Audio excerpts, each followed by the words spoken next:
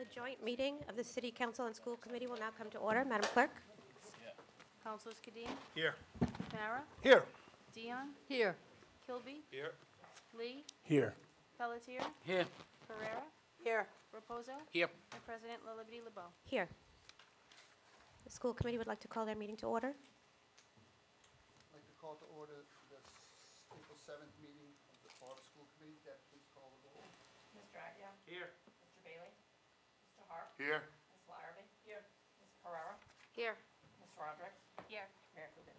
Here. Would everybody in the chamber please rise for a moment of silent prayer?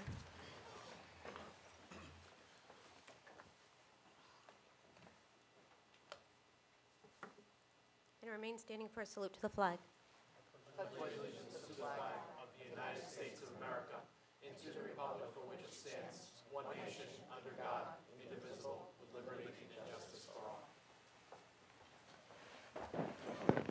School Committee, the School Committee have citizens input?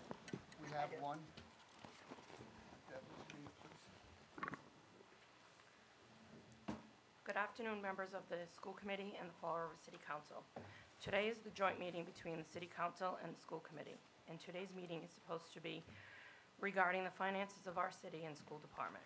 I first want to speak on the school department side. The School Committee gave away their authority to appropriate funds in line items. The School Committee can only approve the whole budget or disapprove the whole budget. If you agree with 70% of the FY23 budget, however, if a school committee member moves to propose some changes, they cannot do so. The last school committee voted away their ability to make allocations and changes in the budget. Mr. Aguirre recently made a motion to allow the school committee to have back their power to line item authority, and the rest of the school committee didn't even second the motion or even vote on the fair proposal. Where is the transparency? Where is the accountability?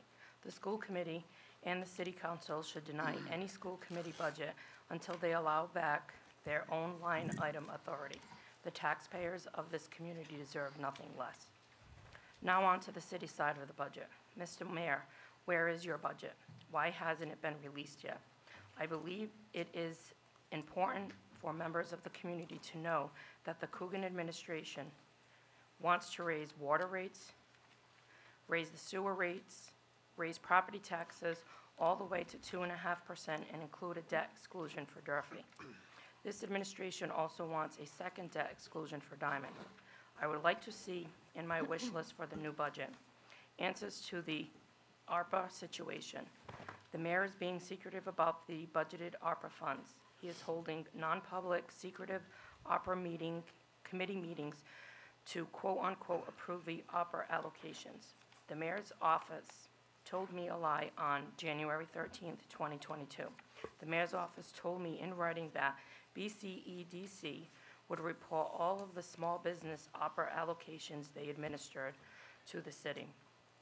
They told me the allocations would be public records. I made a public records request with the city clerk's office, and the response I received yesterday was that the records are held with Ken Fiola. The city does not have the records. The mayor's office referred me to Mr. Fiola. I am now expected to ask a private organization for public records. That's ridiculous. I still did so, and Mr. Fiola has not gotten back to me. He has no obligation to. BCEDC is not a public organization. The city has no record on what businesses have received ARPA funds. This is secretive. The mayor doesn't want the public to see where the ARPA funds are going. Again, I believe the city has lied to. We have a person on the 6th floor who is being controlled. I don't think he knows how to make decisions for himself. He shows absolutely no leadership and always refers questions and comments. He allows to continue to the taxpayer dollar. And I find it really embarrassing that school committee and city council members coddle up to him for votes and support when we should be holding the administration accountable. No one wants to hold him accountable anymore like we did last year. I will continue to hold him accountable as a private citizen. It is the job of our elected officials to hold the administration accountable, and I don't think we are living up to that. Thank you very much. Colin Dias. Anything further? Pursuant to the open meeting law, any person may make an audio or video recording of this public meeting or may transmit the meeting through any medium. Attendees are therefore advised that such recordings or transmissions are being made, whether perceived or unperceived by those present, and are deemed acknowledged and permissible. Madam Clerk, is there any citizens' input for the council? No, Madam President. Thank you. As this is a joint meeting called by the mayor per the charter, Mayor Coogan, if you have any opening remarks?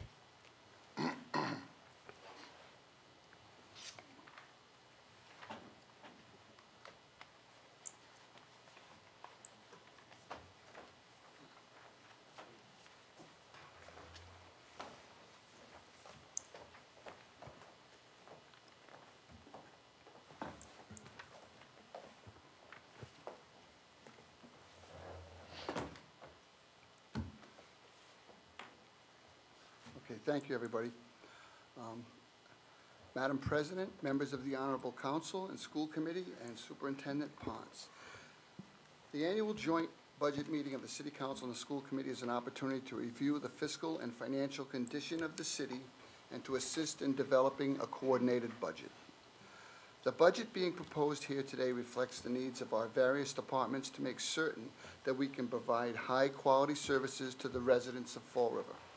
The final budget will be crafted with collaboration and feedback from our financial team, department heads, members of the City Council and School Committee, and of course, the school administration. In making certain that we have a balanced budget, we worked with our federal delegation, specifically Congressman Jake Auchincloss, to increase the lost revenue provisions in the ARPA funding bill to $10 million. This money is available to use for any city traditional spending. In addition, we still have $1.6 million in free cash and $7.2 million in our stabilization fund. We have future expected increases, potentially, in revenue from additional sources such as our business trash, savings and health insurance, new growth, potential additional state aid, and we're reworking a small portion of our school transportation bill. And one part of the plan that we'll be presenting tonight is to reduce the Durfee debt exclusion by $2.2 million using ARPA funds to offset half of the increase for our residential and commercial ratepayers. I know it's a small decrease, but it's money back in their pockets at this time. As we continue to plan for the use of the city's ARPA funding as well, additional funding may be coming down from the state and county. And we are guided by one singular vision: to ensure that our residents receive the services they need, that our students receive a quality education, our streets are safe, and that Fall River continues to be an inviting place for businesses and young entrepreneurs and old alike. Fall River is currently seeing a recovery from the COVID-19 pandemic and decades of financial strains.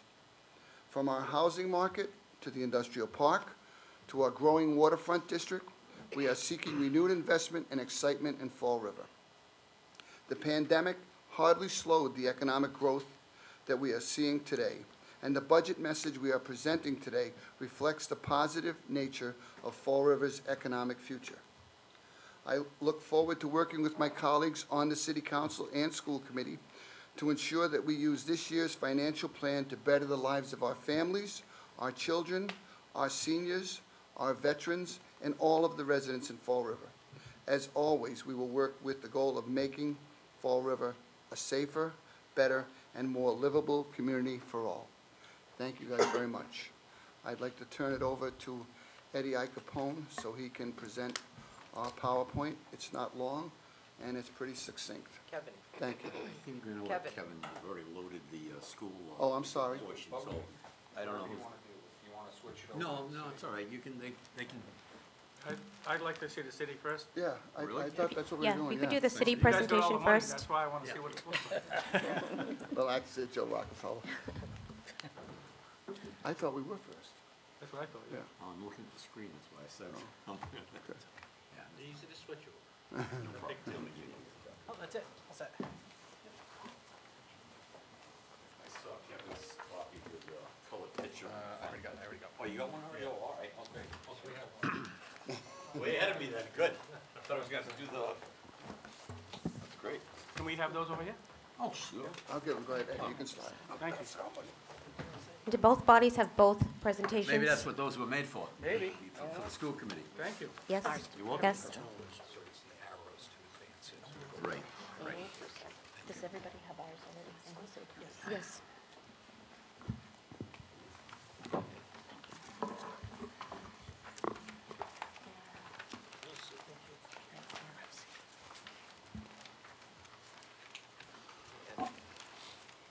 All set?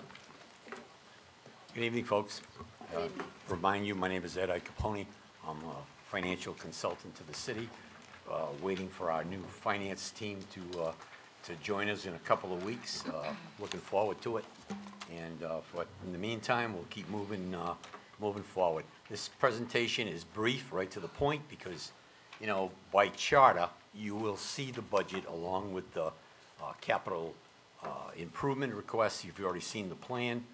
You'll see it at the proper time, and it'll be presented to you. Right now, the budget is still a work in progress. There's a little more work to do on it to finalize, the needs of the departments. The city does have a few new department heads, and, you need to give a little bit of time, and we're pretty much on target as far as, meeting the deadline to submit the budget. So I'm a little concerned about one of the comments I heard about the budget, getting the budget. I mean, you're gonna get it all, along with when you're supposed to. So a little concerning, but anyways, we're ready. This is basically a brief review, and I'll go over with you right now. The assumptions in here, we're gonna give you some budget assumptions, projected revenue, and projected expenditures as we know as of today, right now.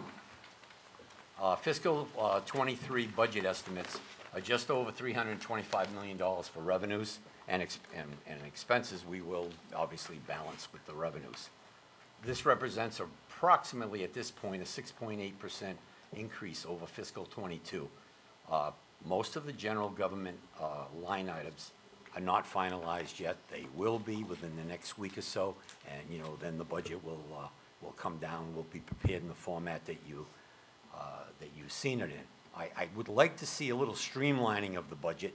There's a lot of things in there, to me, that are a lot of extra work. I mean, the information is available along with the budget in a lot of different places. But anyways, you'll talk about that when you see it. The budget does include the debt exclusion for the Durfee High School, totaling $2,250,000 as voted by the taxpayers. And that, obviously, as you all know, that's in addition to Prop 2.5 increase and the new growth of the city. Other revenue sources will include the revenue lost due to the pandemic, and they will be looked at as an authorized use of funds as outlined in the American Rescue Plan Act. And that, the concentration there will be to review and present the mayor with items that we think can be paid for, one-time expenses, and possibly some, other needs. It includes approximately an 18% increase in school revenues. The city was fortunate this year, along with all of the other gateway communities, to receive a significant increase in Chapter 70 revenues. And that's a big, that's one of the largest increases I've seen in years. New guidelines for the U.S. Treasury have been established, allowing the city more flexibility over the ARPA funds. Salaries and wages may include filling vacancies that were eliminated in the 21 budget, fiscal 21 budget, and unfilled in fiscal 22 due to the many uncertainties that were arrived during the pandemic and the heavy COVID periods. Expenses will include the operating needs of the departments to provide the citizens, obviously, with the best services possible. The budget will include funding school operations at 100% of net school spending. Negotiations between the city administration and collective bargaining units are ongoing, and those are in progress right now, being negotiated, and we are trying to make some provisions so that we're not blindsided with the funding mechanisms that will be needed. The city will continue to review all capital items on an ongoing basis to evaluate which one-time purchases may qualify for the use of ARPA funds. The projected revenue of the city, you've seen that format before. and you'll see it again. Basically, you can see that if you go down, the state aid, general government, net of assessments, education, you'll see where that reflects the biggest increase in Chapter 70 funds. Real estate, you'll see the increase there of approximately 7 million. That includes the debt exclusion, Prop 2.5, and a very conservative estimate on new growth at this point in time. Just to remind the council, for fiscal '22, the city had the benefit of using the 18-month transitional period for new growth. And if you need me to kind of just explain that a little bit, the assessment date in a city is usually January 1st. Fall River took advantage and transitioned it and used an 18-month period and brought the assessment date in line with July 1, July 1st. What that means is that the city was able to take advantage and pick up some 6 months worth of additional estimated growth during the fiscal '22 budget.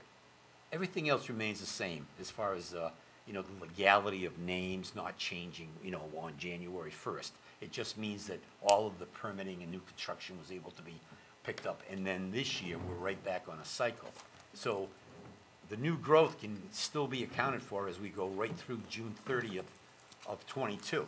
So it makes it a little problematic to come up with a more accurate, new growth number at this period of time.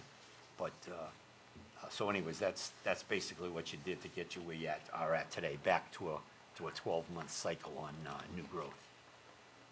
Local receipts, try to keep them as conservative and as flat as possible. Made a little adjustment here and there, up and down. There are some new opportunities, obviously, as you're aware, in the marijuana industry. Also you've heard some information about the commercial, starting of a commercial revenue stream in the trash cost area, which is a significant number overall to the city. And then you come down, and basically what I've done is I've eliminated the 2.9 million that was used under the rehire provision in the ARPA funds so far for fiscal '23. The plan is the mayor wants to get the city back on a process where the use of one-time money starts to, you start to get under control and not continue to use one-time money. And it's the gateway cities. I mean, they're all in the same boat. New Bedford and Fall River. We're in a great time right now with these ARPA funds that have come down, and of course, school funds of URSA funds. I mean, I haven't seen expenditure, federal money come down like this since, and I'm that old, since the days of revenue sharing and long before, the years ago, I don't remember, some of you remember that, but, there were periods over the years that happened. Some communities used all that money for operating expenses, and that caused a lot of problems years later. Don't look at me when you say that. No, I'm not looking at you. And I'm not looking at Kevin either, because I know you're not old enough for that. And Sean, I know he's not old enough for that. I was just thinking of the one-time money comment, but that's neither here nor Yeah, there. right. They've done it before, No, the I federal hear you. It government. doesn't make sense, but Yeah, I know, Sorry to They've done it before. So you can see, and right now, the plan is not to take any money out of the stabilization fund to fund capital. That needs to really be reviewed, because I think it's important that the city protects its reserves in total. Water and sewer enterprise funds, those budgets have already been submitted to you. The only thing we need to do there is, we need to just do a little fine tuning on their indirect costs, but that's not an issue. It's up to you. I mean, I can keep going, and I'll be glad to answer questions after. Counselor in seat 3, Counselor Vice President? It depends on President, what's your preference? I can wait until he finishes his Okay. comments. Sure, okay. All right, so, next slide. We do have an issue that I haven't seen yet we've been charging some funds to FEMA for reimbursement, over expenditure in snow and ice. I need to see what the city's flow is gonna be on, getting reimbursements on some of those accounts. In the general government area, and this is probably, it's the percentages on the right can be a little bit confusing because there's been a redefinition in some areas of the use of things. Of course, retirement is one of your biggest increases generally. The city's done a great job in the health insurance area, and they've actually made some major headway in saving some money. If you go down the list and you look, administrative services, you're seeing an increase like 10%. It's sort of misleading because there are some positions that have been, filled, backfilled, and, to get us ready to where we're gonna be in '23 that have not been filled in '21 and '22. But the time has come where some of them obviously have to be filled, to maintain the level of service for the city. And as you go down the list, you'll see that it shows about a 7% increase, and that is in the area of being constantly reviewed, and that'll be finalized very shortly. That's about it in our enterprise funds, and that ends up bringing your, with the enterprise funds, you're in that $373 million range. Thank you. Counselor in seat Cities- 3? Are you still going? Yeah, I just got a couple more brief slides. City stabilization and free cash presently, as the mayor reported out in his general remarks, is about $8,791,000. And if you look at that as a percentage of the $323 million approximately at this point, the general fund, you're looking at 2.7. Department of Revenue, GFOA, which is a finance association that I belonged to for many years, they're recommending a much larger, obviously, reserve. I mean, if this city could get somewhere in that middle range, 15, in that range, I think the city would be doing well. So that's basically that slide. Water and sewer, they're enterprise funds, they're revenue-driven, as you all know. They've taken on some new policies. They're maintaining retained earnings and some free cash, and I think they're using it appropriately without overbuilding surpluses. Next slide. That's it? That last one. That's the last slide. Thank you. Counselor in seat 3, Council Vice President? What was the last comment you made about overbilling? Is that what you said? No. I said the revenue, the water and sewer enterprise funds are actually, revenue-driven, water ratepays. And it's important that they do maintain certain reserves, almost on a policy level. I did read some comments, and I'm not sure, I think they came from Councilor Kadim, and some of that strategy makes sense to me. And I think when you hear from when the water director, superintendent? Yeah, I'm not.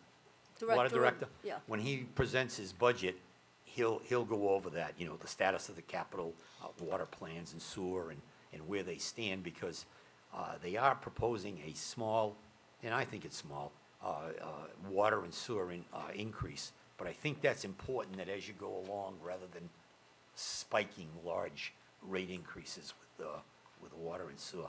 And I don't want to get too far ahead of myself, but he'll be presenting those budgets. And So what percentage in terms of a buffer would you recommend? you mean for the city? No, Oh, on this, for water and sewer, I think they're where they need to be. I think if you look at their budgets, you'll see, and when he explains the position to you, where they're at, I think you'll see they're where they need.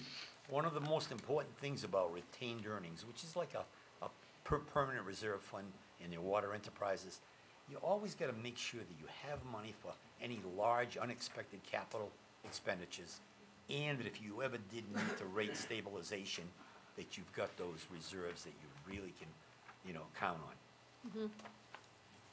all right, I only have a couple of comments, I guess, right now. So my first comment would be on the, I guess you'd call it page 3, budget assumptions. It kind of bothers me that opera funding is referred to as revenue. Opera funding definitely is not revenue. No, the category is called other revenue sources. It's just a term to define grant money, things that you could, appropriate from or charge money to. Yeah. I think it broken out in its own category would make me feel better, but the one-time funding doesn't appeal to me either. No, it is, it is. It's usually identified, like last year, when the budget used some ARPA funds under the recovery, I forget the name exactly, rehire, rehire provision, it was spelled out separately. And you mentioned grants. I know that has nothing to do with this, No. but because you said it, it sparked this in my mind. Since the CFO left the city, have we received any grants? So Jane DiBiasio, who is our grant writer, has been working with departments throughout the city, including EMS and some of the public safety departments, with all sorts of different grants. I don't have a record at this point that I can reliably talk to you about with regard to what she's been applying for, but I know that she is constantly busy and constantly working on new opportunities, including Councilor Pereira has sent me some amazing things regarding skate parks and the preserve and other things that Jane is looking into as we speak. Okay, the reason I asked that question is all grants are supposed to come before the city council for acceptance and expenditure. And one of the most important reasons is that some of the grants require matching funds. So if the expenditure isn't approved, you can't use the grant because you can't match the expenditure. That's correct. So that's why I'm asking whether any grants have come to the city in the last few months. I don't know of any grants that have been awarded, but I know that Jane is constantly working on always looking for grants, and a lot of these are really long processes.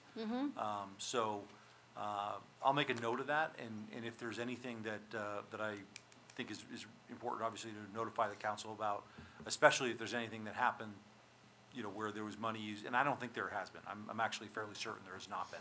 Right. And I don't think there would be. That said, if we have any grants that we believe are forthcoming, I'll make sure the council's aware of that. Okay, because, you know, it could have happened before you were put in the position that you're in, so. Certainly. Okay, in terms of the debt exclusion for the high school, that's gonna be a separate line item on the tax bill for No, it everybody? isn't.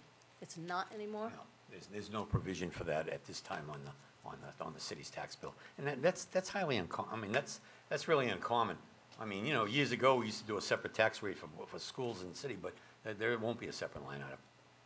Well, I find that intriguing, because since day one, it's always been said that that would be a separate line item on the tax bill, because that debt exclusion is specifically and only to pay for the school. I don't believe that debt exclusion should be included in the general budget, Well, no, where but the question on the ballot was specifically for debt exclusion to pay for the high school. Yeah, well, and that's in the budget. I mean, you can't, that money is specifically dedicated to pay for the half of the, you know, at this point, about half of the debt. So, The school Durfee debt. Yeah, for the high school. Yeah. I mean, but and then someday, when that's paid off, it's gone. so the debt to pay to build Durfee Right. is in the general taxes going into the general fund just to be paid as part of the operating budget, as opposed to handling it as a debt exclusion? No, the money that's borrowed for the Durfee, long-term borrowed money, is included in the city's debt schedule. So you're bringing in money to pay for, you know, pay for that debt. So, I mean, there's no. Okay, so how do people know what their dollar amount is paying towards the school? We have to tell them. Okay, and that will happen when? You mean when? That, Yeah, I would mean, say people have been I- waiting years to know how much Durfee is gonna cost them in additional taxes. Oh, I see. Oh, I'm sorry. Well, it's, again, this year, Ms. Dion, it's probably about $4.5 million, so we're gonna try to help with half of it. But to your point, I think, when we get closer to tax time and the budget's completed, I think you've got a good idea where we put out what the tax is on a $300,000 single family, what the tax is on a $500,000 three-family, so people know the breakdown. I actually have that on my table, but we were waiting, this is a preliminary budget review, but I think you have a good point, people have to know, and I think that's valid, I do. Okay, thank you. With You and I have been in this for a long time on that debt, so I appreciate Yeah, from day one. it from day one. All right, thank you. I yield for now. Thank you. Counselor in seat 5, Counselor Lee. Thank you for the presentation and being here today, and thank you to the school committee as well. So, in the initial presentation, when you spoke, I just wanted to get an idea of, you said, and please correct me if I'm wrong, you said that the congressional delegation was approving $10 million towards traditional city spending. Is that correct? Correct. What does that consist of specifically? What would we, Any general government function, meaning like fixing roads, anything like that at all? any general government Okay. function. All right. Few exceptions, we looked at them today, but there are a few, maybe 4 or 5, but it's nothing that would impact general government functions.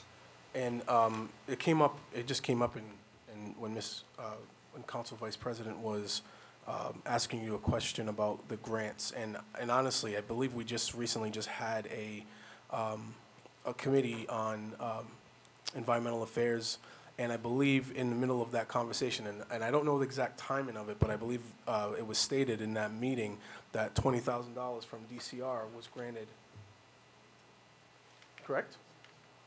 Do you remember DCR? DCR what? There was a grant for $20,000 to parks and. I'm so sorry? Yes, it was for the stump removal.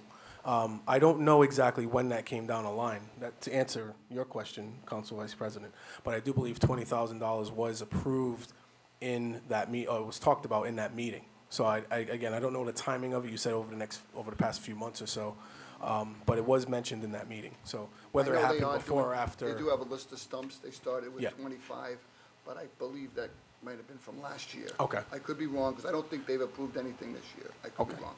But And know it was I remember writing it down and Yep. talking about it, but I don't know if there was an not actual sure of the timeline as to timeline. when it I'm was, not sure of it it was either. stated when it was down the line, but just to, point that question your direction. Regarding ARPA in general, I know that we, as a body here, accepted about 35 of that. However, there's 70 altogether, correct?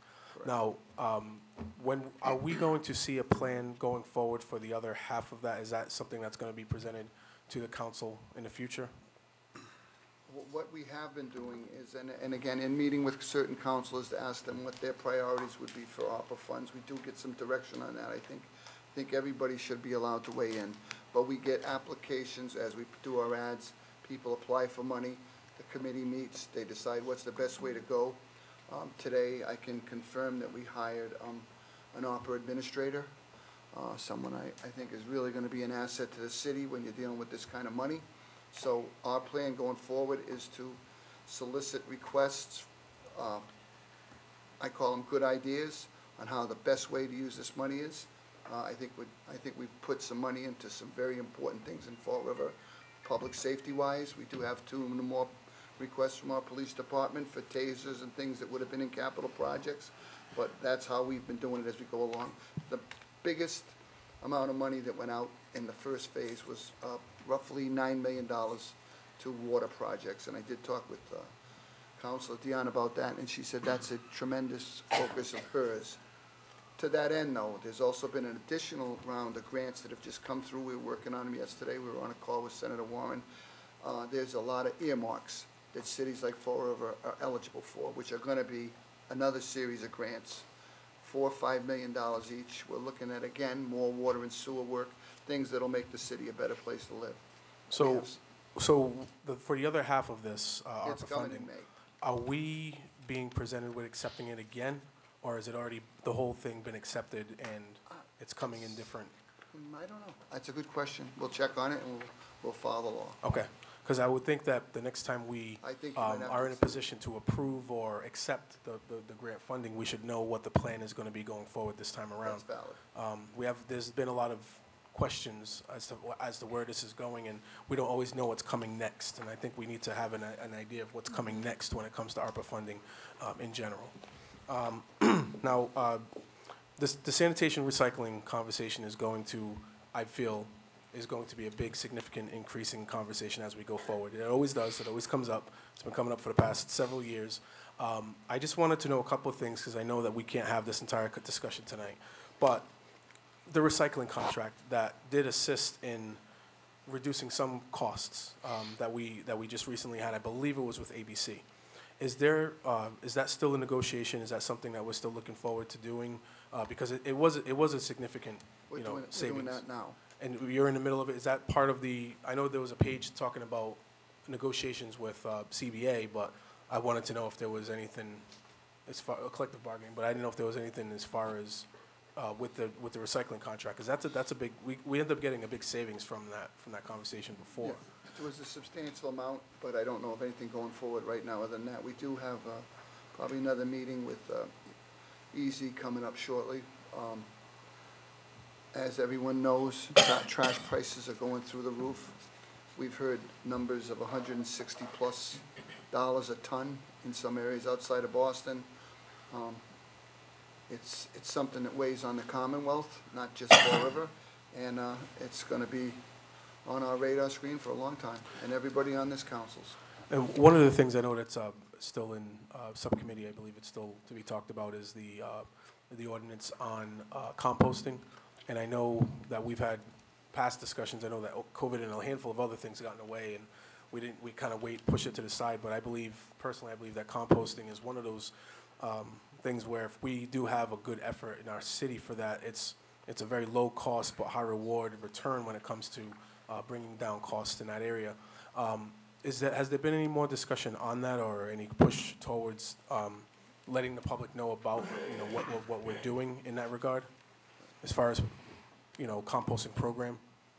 I haven't had any follow-up on that, Councilor Lee. I'm sorry. We did Okay. work on that, but I do remember that was one of your areas that you were concerned about. And it was brought down about- by your office to have that ordinance in place. So, We'll go back to that. Yep. Okay. and again, I don't see that as an end-all, be-all. No, it's but important, no. but every dollar is going to count in this conversation. So, with that, I yield. Thank you.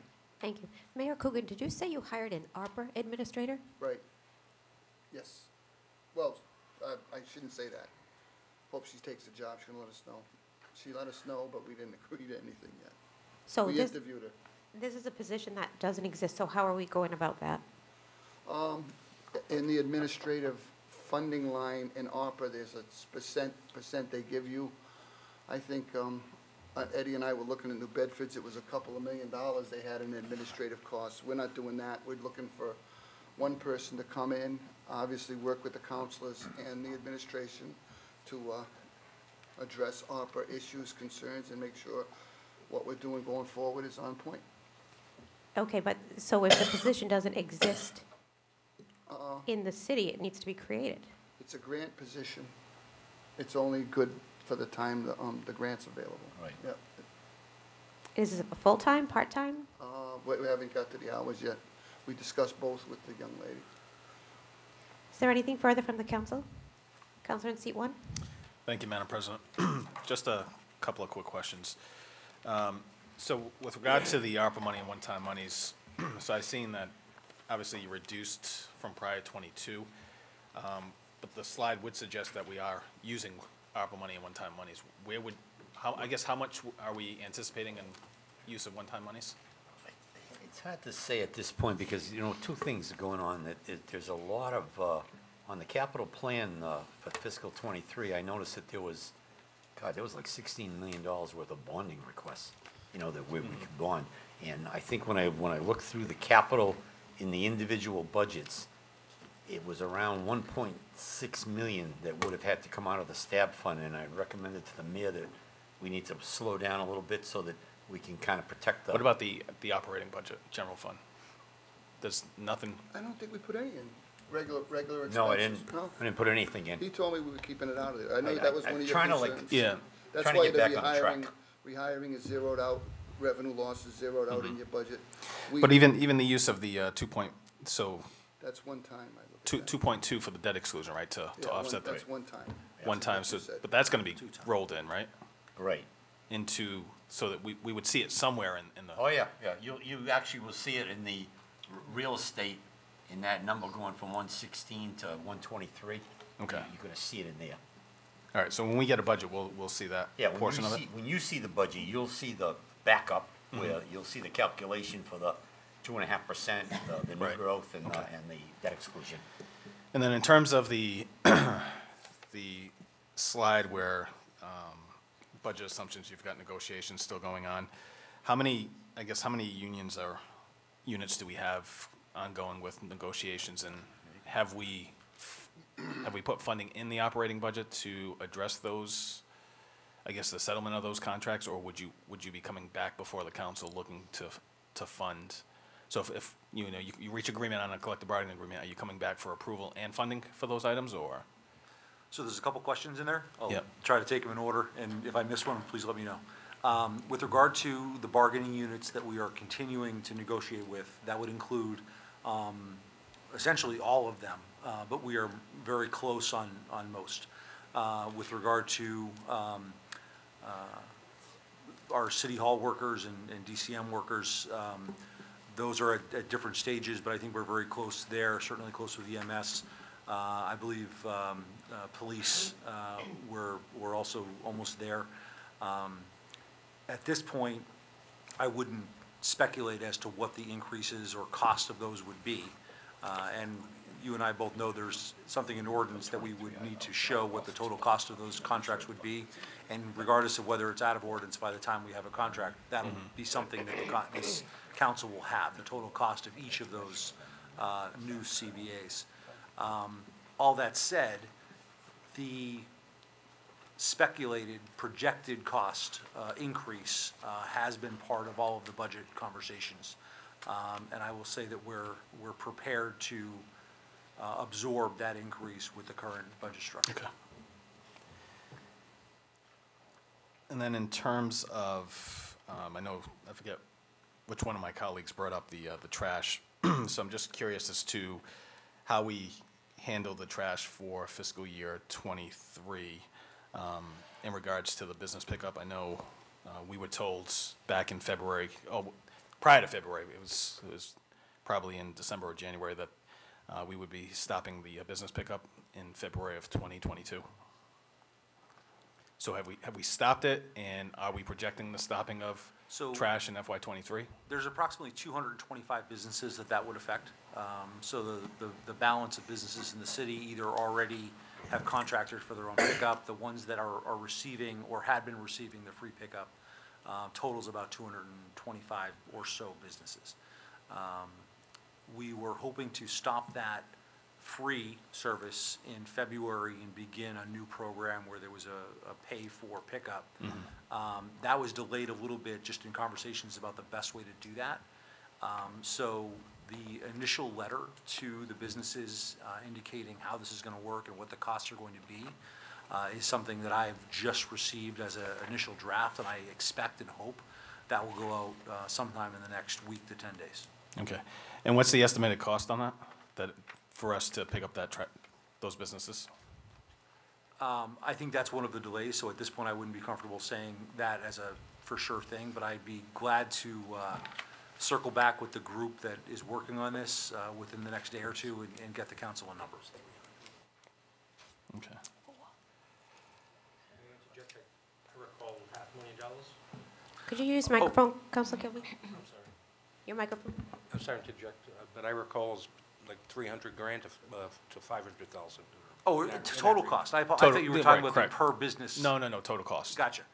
Savings. The projection is that there's a cost of $300,000 to $500,000. Thank you, Patrick. Thank you, Councilor Kilby. Okay. And you say within the next couple of weeks? My guess is that we'll be rolling out the program in the next couple of weeks, and I believe it'll be fully operational no later than May. But so the costs that you've appropriated in the general fund include the picking up of that, right? So any additional, so if we get those businesses off, we can anticipate some additional savings in FY '23? That's true, but because of the delay in starting it, it may not be as much as we had originally hoped. Okay. And then in terms of the mentioning of the net school spending, 100%, where are we with the prior year net school spendings and not meeting the? I think we have one coming down Right, to you you got next one week. coming to you, yeah. The 1.4 is coming to your next meeting, and then I think it's about 800 plus. 871,000. That will come probably the meeting after that, and then we'll be caught up. So we're looking to appropriate monies So not continue it to Right, add no, on? it'll be coming in the next Okay. couple Right. meetings. So- One's already on your agenda for next week, I'm pretty sure, right? The 1.4? Right. Yep. It So should roughly be- 2.2 million, so 1.4 and the 8? Yeah, and that should bring us to the 100% for the end of fiscal '22, which we won't know until the schools file the final report, but we'll be right on target. And I've gone over the numbers with Kevin, he's put his fingerprints on it, so we should be all right. Which Kevin? Kevin Almeida or Well, I'm Kevin sorry, Agia? I forgot Kevin Almeida, I mean, Kevin Agia was on the school committee. I gotta keep that in mind. No, but I mean, yeah, Kevin Almeida. No, I know who you meant. Yeah, I I was know just you being did. I know. facetious. I know you did. And then in terms of transportation, I know transportation has always been a major issue. Where do we stand with transportation for the school department? Well, it's an $11 million bill, and preliminarily, I have not, I was talking to one of the councils before the meeting, last meeting, I jumped the gun on something. Obviously, you're mandated to transport kids from K to 6, but because we have such an attendance issue in the city of Fall River, I would never stop transportation for 7 to 12. What we have asked for with, working with the school department, I will have the numbers to the school committee tomorrow, because we have a meeting next week, is a little relief on some of the unmandated transportation with ESSER funds for a year or two. Again, this would be monies that would go into our city budget, strengthening us long-term, and again, I'm not gonna not transport kids, that's not happening. We're gonna do it, whatever we have to do, but for a couple of years, we were looking for some relief, and obviously, in this time of plenty money, both for the city and for the schools, I mean, I've never seen a time when the schools are sitting on $80 million. It's substantial, it's great for our students, it's great for our families, but we were looking for a little relief, and we'll do our best to get it for the city. I know you worked on it with another angle at one point, and I did have a conversation at the MMA meeting the other day, echoing exactly what you said. I said, if you're not gonna make it all net school spending eligible, can we look at 50%? Can we look at 30? Is there a way to walk a number out? It's one of those hot button topics. You tried it, and I'm gonna try it also. If there's a way to do it, I really do believe in my heart of hearts, whatever you have to do to increase it.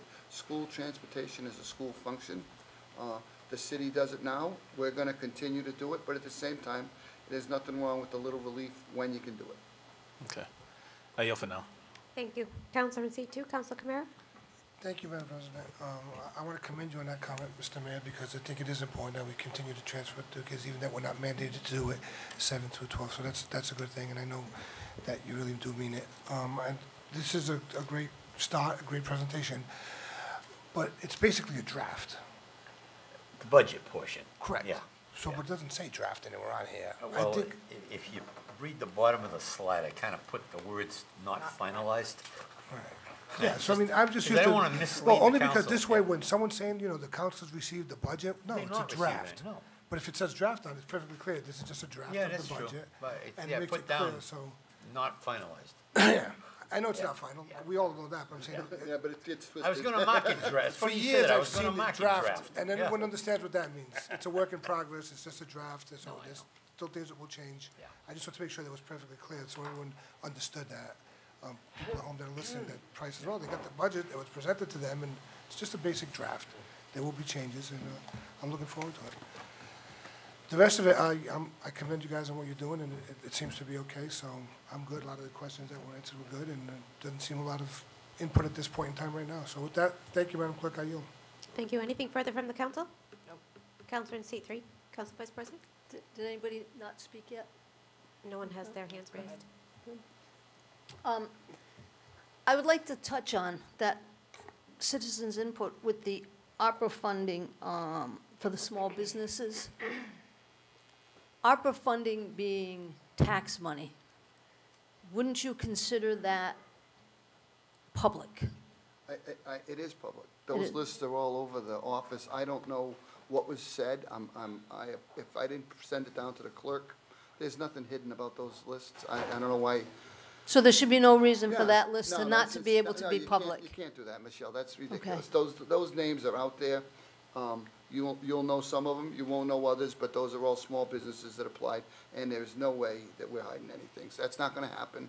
And if I have to email you all the list tomorrow, I will, but that thing's floating all over the office, isn't it? Yeah, I'm sorry. I didn't know Counselor. it was- Well, I'll be honest, We have it. I have a copy Oh, of I it. was gonna say, The I whole thought. But council I have it. wanted to verify the fact Right, and see that you agreed that it was public Oh, yeah, information. no doubt, no doubt. So that there's no issue No.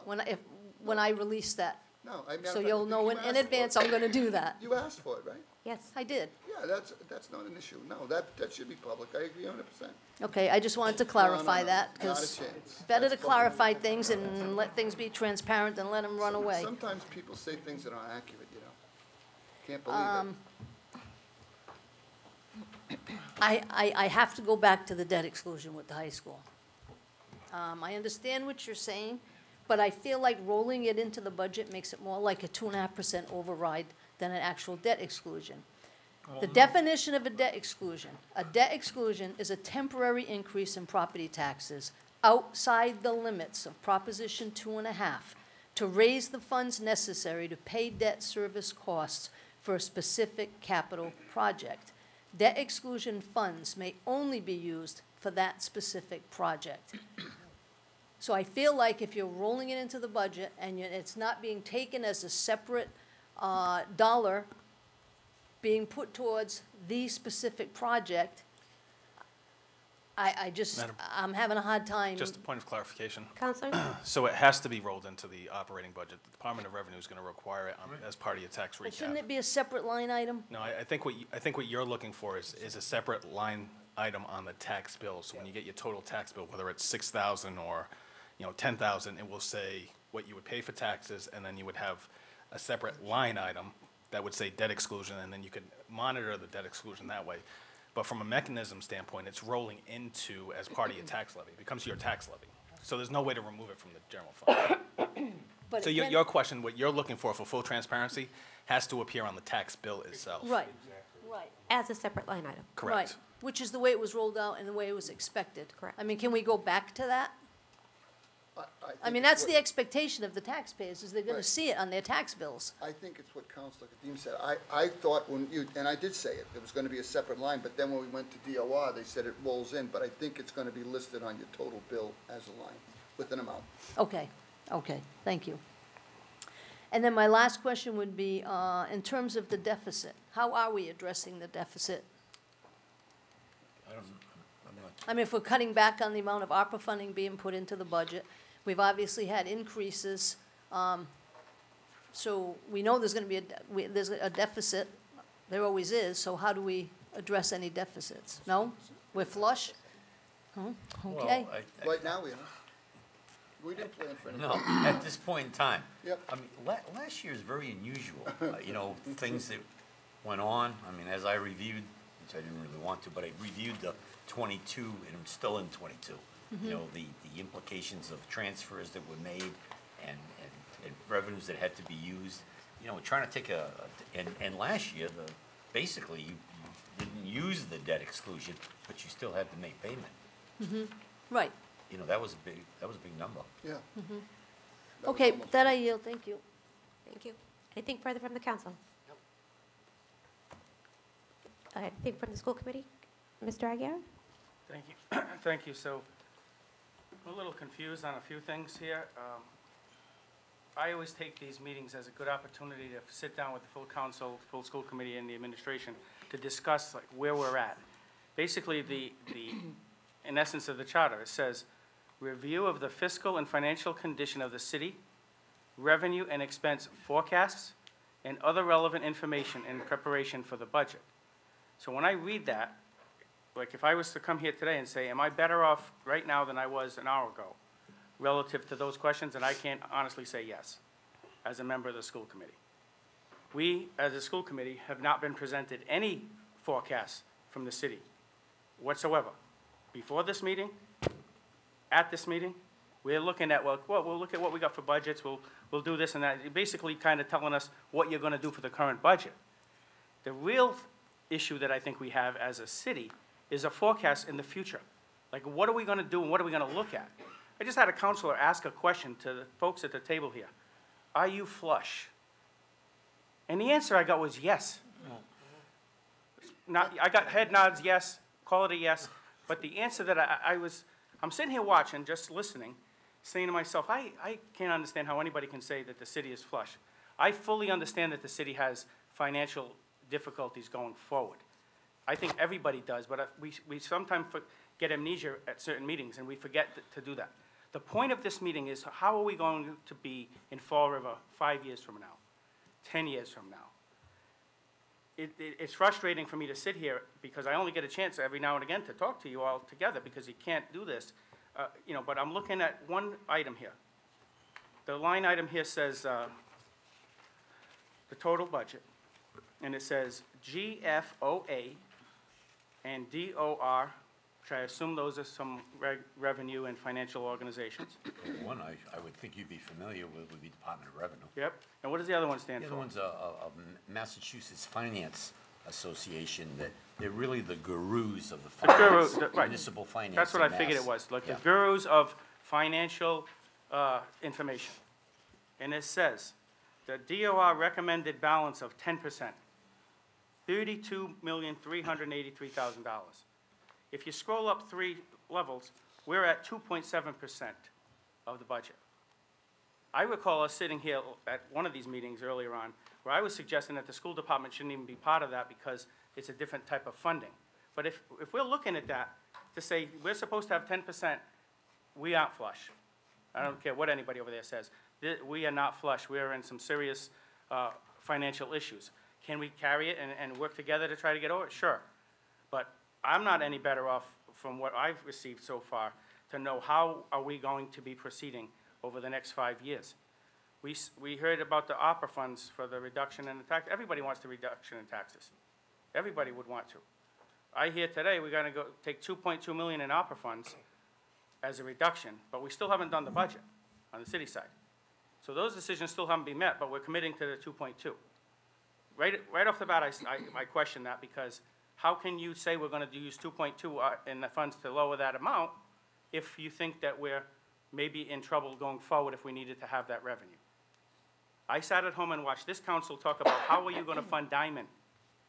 That's what I heard this council say. Now I just heard that we're going to take 2.2 million and put it in for ARPA, but we got a debt exclusion that the taxpayers could pay for, but we're going to leave that on the table, then we're going to wonder how we're going to pay for Diamond later. These are the bigger picture things that I was expecting to hear today. So in 2 years, we're going to have an item of the debt exclusion for Durfee to Diamond. What are we looking at for how much is the debt for the city every year? From this presentation right here, I can't tell you. What is the number going to be? We always say it's 10 million. It's not 10 million, but we always say that. What is it going to be next year? Yeah. That's the kind of forecasting that I think that we need to do, to say we're in a place right now where we have a very difficult time. And it's just frustrating as a member of the school committee to sit here and hear this. 3 years ago, I think it was 3 years ago, maybe even 4 or 3 years ago, I sat over on that side. We talked about the business trash being $300,000 3 years ago. It's actually, I don't even have good words to say about how the heck are we sitting here on April 7th and we've left $300,000 on the table for 3 years in a row. And we don't have a lot of money for this and that. We don't have enough firemen. We don't have this. We don't have enough police. But we're leaving it on the table. I sit home and watch the meetings, and I say, when are we going to do this? I watched the meeting, and somebody who sat there told this council, excuse me, we're going to get the information out to the businesses so we know by at least April 1st, if I recall, it's going to be in. So now in your budget, you would be able to say we can reduce it by $300,000. Now we sit here and we listen, well, maybe later, but it's going to be extended, but we might get a thing. That can't be tolerated. It shouldn't be tolerated. I sit at home as a citizen watching these meetings, and I get frustrated because some of this stuff just doesn't add up and it doesn't make sense. The trash needs to be addressed. We all know that. To Councilor Lee's point about there was a savings of money for the recycling, I would challenge anybody to find out where was the RFP for that that went out to actually ask people to bid on that project. I can tell anybody didn't happen. Didn't happen. You didn't go to all the vendors and say, what can you do, what can't you do? So it wasn't like a miraculous thing that it's savings. The actual industry just changed at that time. So no matter what company it was going to give you less revenues. Like if you ask somebody to buy gas today, and last year was less, now it's more. That's basically what happened with that. But when you look at the forecast, I want the council to know, we, on the school side, have asked these questions to our superintendent and our finance director. Get a 5-year budget sustainability. We had 200 positions in the budget, something like that. I asked them to try to look at this so they can show us how, if you want me to vote on something, how am I going to be confident that we'll have the money to keep these folks going forward? They gave us a one-pager, very simple, very clear, from Mr. Almeida and Mrs. Ponce. Talks about the 5-year budget sustainability. 2023, 24, 25. The budget basically is going to go up 17% every year. At that same time, the required local contribution, which is on your side, goes up 2 million, 3 million, 2 million, and 3 million for the next 5 years. That information should be in part of something that we're talking about here, because that's a decision that you got to make whether we know we're going to have to pay 2 million more. Last meeting, the mayor asked about the transportation, and I said it at a school committee meeting, I'll say it again. I'm not opposed to trying to help out on things that we have to do, but we have to know as a school committee what is going on the city side, as well as we have voted as a school committee for every single opera fund. ESSER, they're called ESSER funds on our city side. We as a school committee, some new ones maybe weren't here at the time, school committee voted on every single dollar that went through ESSER and opera. My personal opinion, you all should have been doing the same thing, because you are letting the administration, nothing against the mayor or anybody in the administration. The city council should have a say in how those funds, as a group, just like the school committee had. That's part of the problem, is one side's doing one thing, the other side's doing another. I would like to point, to that point, myself and a few other councilors here were pushing for that, and it came down a line from Corporation Council that this was not our call to make, unfortunately. And I personally wasn't ready to go to court about that myself. Maybe we should have, I don't know. But that was a cost that I wasn't ready to take on that, so I yield on that. Yeah, no, I hear you. Maybe you just accepted it. I would caution you not to accept things like that in the future. That just would be my take. We talk about school transportation. I think this is an issue that when we sit down as a group, we need to also address. So the mayor's right, we spend $11 million in transportation. One such item on the transportation is homeless McKinney-Vento funds. So when a child is homeless or deemed homeless, we are mandated to pay. So it's an unfunded, not a fully funded mandate from the state for McKinney-Vento transportation funds. So this needs to be funded at 100% by the legislature. This isn't funded at 100% by the legislature. So we could help reduce some of these costs by lobbying those folks, because these are real numbers. 40%, 42%, 33%, 70% last year. So we're basically paying about $1 million a year, the city is, to pay for these funds. Why in the hell does the state has all this money, why are they not funding it 100%? Last week I emailed the delegation, superintendent, saying this needs to be funded. This is basically low-hanging fruit. This is something everybody should be advocating for, including the administration, and I'm sure they're fighting with them. This is stuff that we can do that's long-term. They fund this $1 million every year, 100% reimbursable. That's $1 million less than we can have. So it's not using one-time monies to help with the transportation. It's going to be forever. And I think that's part of the reason why we need to collaborate, we need to meet, we need to get real information. It's not something that we can just like kick the can down the road. So when we talk about transportation, I don't think it's a secret that I was very upset a year and a half ago when COVID came, and I felt that the city wasn't treating the vendors fairly relative to the bus contracts. Very vocal about that. I got criticized by the administration, I got criticized by other school committee members for taking a stand on it. But I'm not backing off on it, and there's lawsuits that are gonna get filed against the city if we don't fund it. So to Mrs. Ponce's credit, Mr. Pacheco's credit, back in December, we actually met to talk about ways to make sure that the vendors were treated fairly. So we met in December, we agreed on one amount that was owed for one thing. In 30 days, we were gonna get a report back from the administration, school administration, working with the vendors in the city to say, now you're gonna have another bill. So when we're looking at a forecast for you all, there's at least $1 million that the city owes to those vendors. They can say it's gonna go to court, it's gonna go this. Telling you right now in a public meeting, we owe them money, we should pay the money because it's the right thing to do. That's gotta come from somewhere. So when you see these things that say we got 7 million, we got 8 million, you don't have 7 or 8 million because you're taking money that you owe to the schools, you're gonna owe to the to the bus vendors, it's gonna keep adding up. And you only can get the same $1 million spent so many times.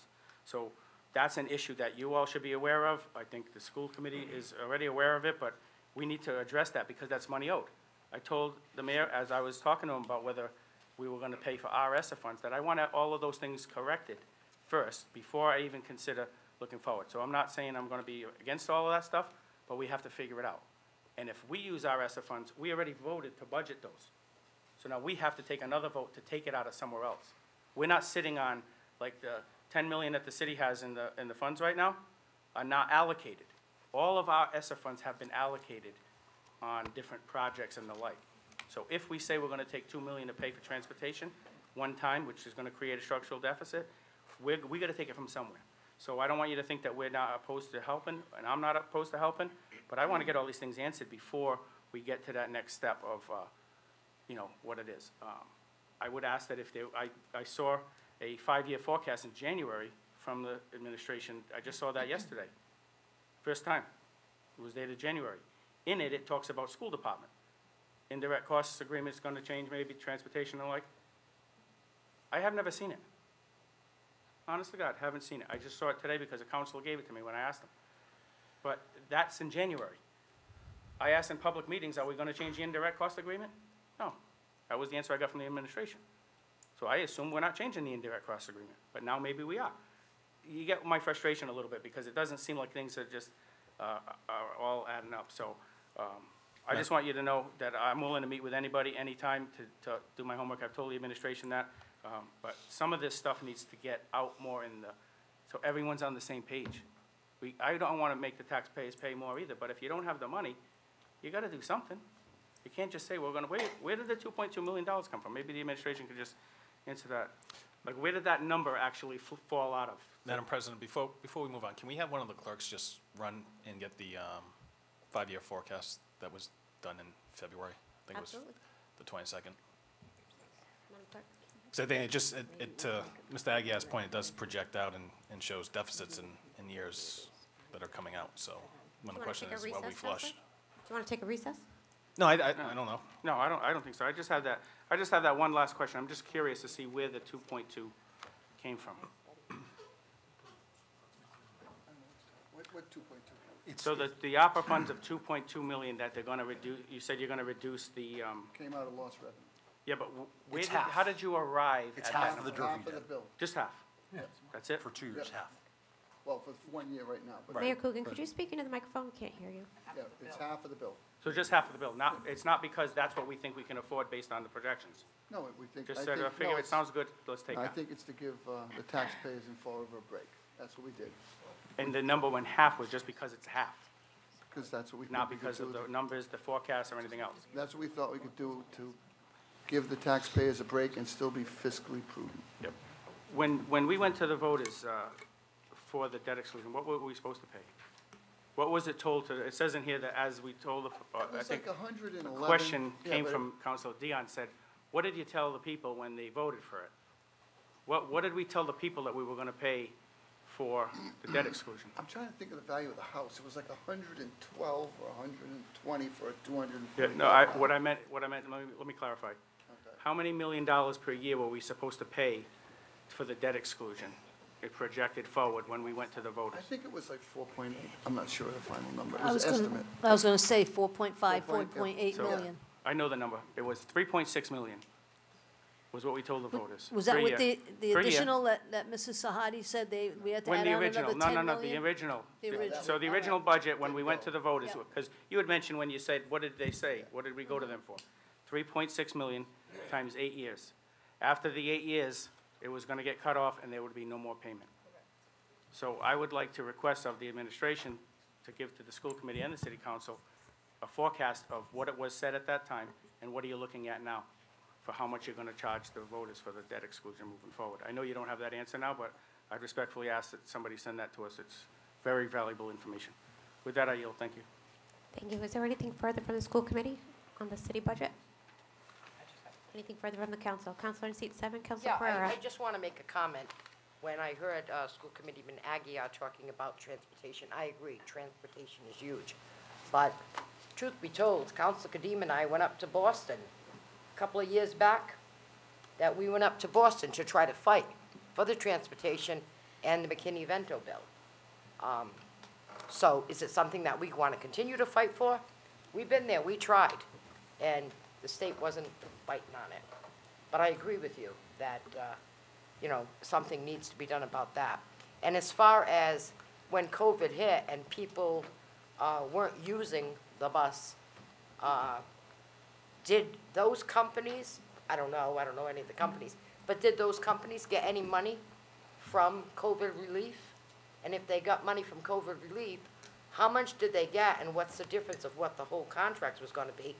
And then it would be fair to pay them the difference, so that, they could pay their workers and still pay the Again, insurance on their vehicles. Counselor Yeah, Ferrera, I think the answer. we went back and forth on that for a long time. That was one of the issues that Kevin and I disagreed on.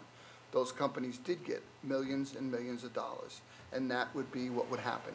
If, as he pointed out earlier in December, there was a valid request for $100,000, I've said it from day one, we owe a bill, we'll pay it.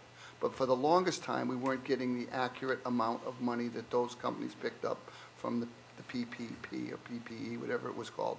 So if Kevin's right again, which he could be this time, if their numbers and what we owe don't balance out with what they made up in the federal money, which is very similar to ARPA money for bus companies, then we'll have to work something out with them. But that's to be seen. I have not heard that. He was nice enough to show me a paper tonight that's their request, but I believe that would be something that would have to be hammered out between the city and the bus company. And when it comes up, what they got, what did they spend it on, let's see where we end up. And if we owe them money, I have no problem. I will never stick people that we owe money to for the city. I'm not doing that. If we owe someone some money, we're gonna pay them. And that's what's gonna happen with the bus companies. If they come to a resolution with us, we can figure out where we belong, we'll get there. I'm not the person to ask that, so maybe we could have Mr. Pacheco come down to answer that question, because he's the one that had the meeting in January with the company, so he could maybe enlighten the council on what that meeting was like, just so you're a little more aware. Yeah, I think you was raised a just valid thinking question, but I if think we- Mr. Pacheco would be the best to answer that You know, question. If we owe somebody, fine. Yeah, we But owe I'm them, just okay. thinking, We owe if they got PPE money like a lot of places did, then I think it's fair that we pay them what their contract was and what they got or didn't get. But no, I mean, he doesn't have to. Yeah. With that, I yield. Thank you, Madam President. Thank- I mean, Mr. it's a Aguirre? weird meeting, but Mr. Pacheco's here. Well, I'd like him to come down and answer the question. Mr. Pacheco? It's pretty easy.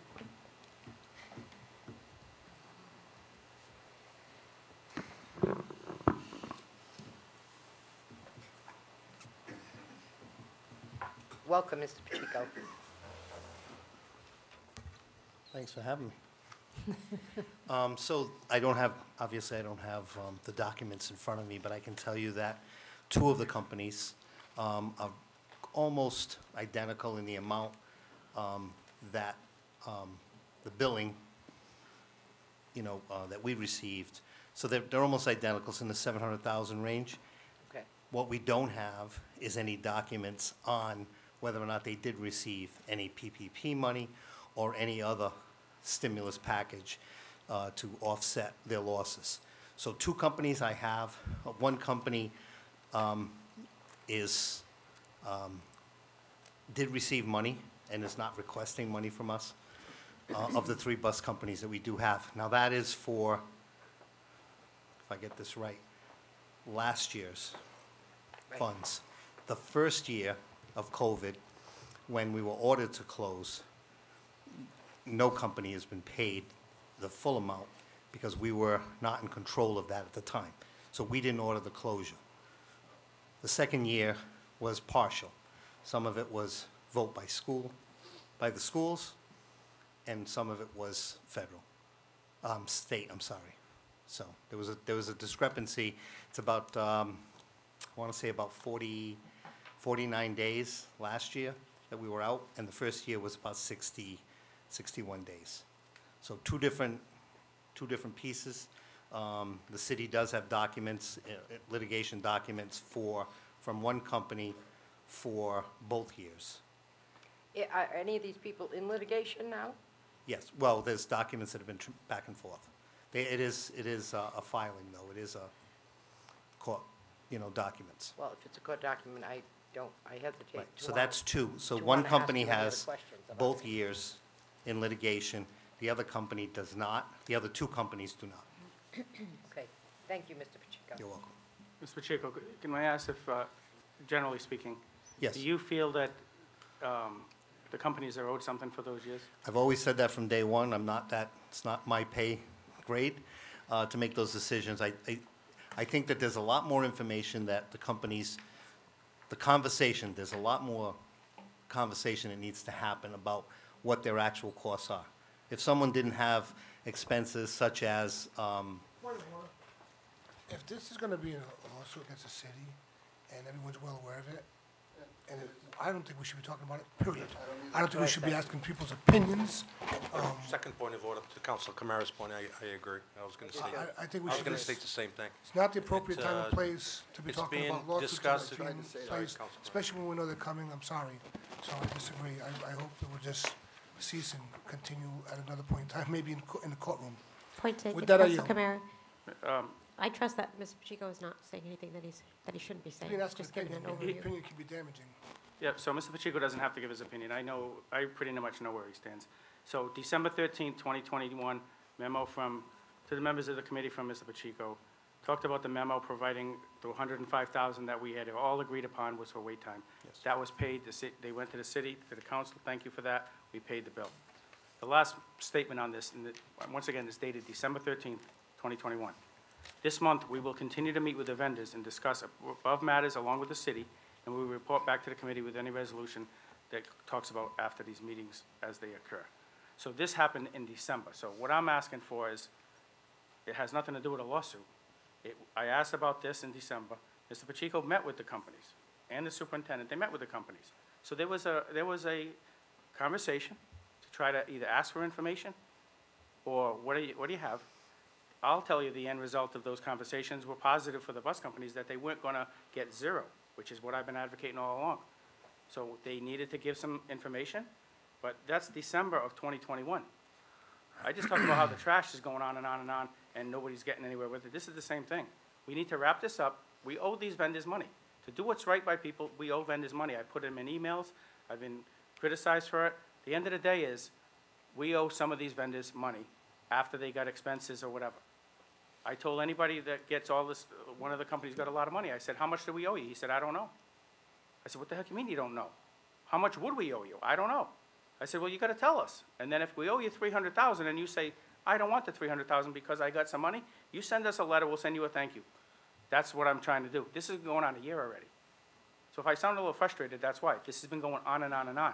And everybody just says, oh, it's in litigation. Well, it's gonna get taken care of. How about these vendors that got a contract for 180 days and we only paid them for 140? I don't know anybody that runs a business that would think that's okay. And we just keep on saying they got all this money. Well, how long is it gonna take for us to ask them and to figure it out? School Committee Agia, I'm not saying you're right or you're wrong. I'm not saying we like the mayor just said, we're not gonna stiff anybody. This council's never stiffed anybody. So I agree with, if you owe money, you pay it. If you don't owe money, you don't. But when the point is, you're asking someone an opinion of a court case that's gonna be going on, I don't think this is the appropriate place for it. That's all. But like, in your case, right, you work for a business. You wouldn't just say a year and a half, 2 years, just let it go. If my business was in a lawsuit that I was involved with, I'd say we can't talk about it But how publicly, long would period. you let it They go, wouldn't let- was my Excuse me? question. If you own the business, how long would you I let it go? couldn't talk about it, But you would period. at least try to talk to the people that owe you money, The attorneys would do it. I wouldn't do it in a public meeting. You're right. correct? But it So would I be think- I think you're right. I It think would be as a rectified. school It committee shouldn't be member, here. as a city councilor, as Can a we mayor keep of the in, city. excuse me, can we keep in order here? Yep. Mr. Yeah, Aguirre has the floor. So my concern is, as a budget forecast, as part of this meeting, you all should be aware that there's other things coming down where you're gonna owe money. That was And the I point of me appreciate bringing that up. Okay. That's, All right, that's that's my only thing, and I think it's a valid point, and I would hope to get an answer on it sooner rather than later. Appreciate it. Fair enough. Thank you. Thank you. Can I have my point of order addressed, please? Sure. On Go that ahead, Council topic? Kibley. Are these matters discussed in executive session at school committee meetings? If they are, they should not be discussed here. No. No, because the school committee's not the ones not paying, it's the city. So it's a city issue, not a school issue. That's why I Litigation wouldn't or get. potential litigation Nope, should be an it's- executive session item, But it's not a on the public cities. item. What I'm saying, Council Kilby, is the schools had the money in our budget. So that would be under our purview in executive session. What happened at the end of one of the years is the city took the 3.6 million or the other money and they put it in the city side, and now it became a city issue. So I really have no I can't bring that up in executive session for us because it's not a city issue. I've been told by the mayor and other folks on the city side, that's a city issue, let them handle it. I've been trying to deal with it through the prior council president, through other people, so it's really a city issue. Maybe you all need to go in executive session one meeting to talk about it. That might be a good idea because the But we city's have. the one not paying. Point of order, but we have, to Councilor Kilby, we have talked about it in executive session maybe once or twice, but it was back maybe during the height of the pandemic when the transportation stopped. When the money was in our purview. Now it's on their side. I yield, thank you. Thank you. Counselor Seedy, Counselor Reposo. I Anything coughed. further from the council? Good. Anything further from the school committee on the city presentation? Just Counselor quick, seat one, Counselor Kadim? I guess if we could just quickly go over the 5-year forecast. I mean, School Committee Man Aguirre asked about the 5-year forecast. I think everybody has it now, so.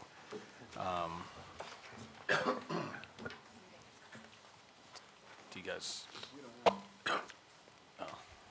Counselor? You want my copy?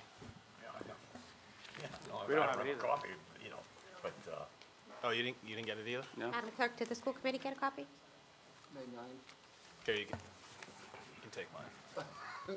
I don't need it, you just let us know. It I just mean, I'm sounds not like- looking to belabor the point, so right, everybody listen. looks like we're wasting our time, but I don't think it's a waste of time. So FY '23, I mean, the question was asked, budget surplus deficit, and this is just for the general fund. FY '23, 4.9 million in the hole. '24 was 5.8 in the hole. '25 is a deficit of 7.4 million.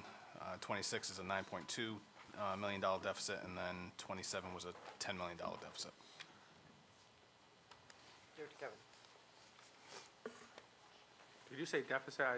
I wasn't. here. Deficit, all of them were deficits, For the future, how many years? 5 years. All right, that's different than what we just heard. Somebody asked about the deficit, and then everybody was like, "Whoa, what deficit? What are you talking about?" Just an observation from sitting here. She said it, they said, "What are you talking about?"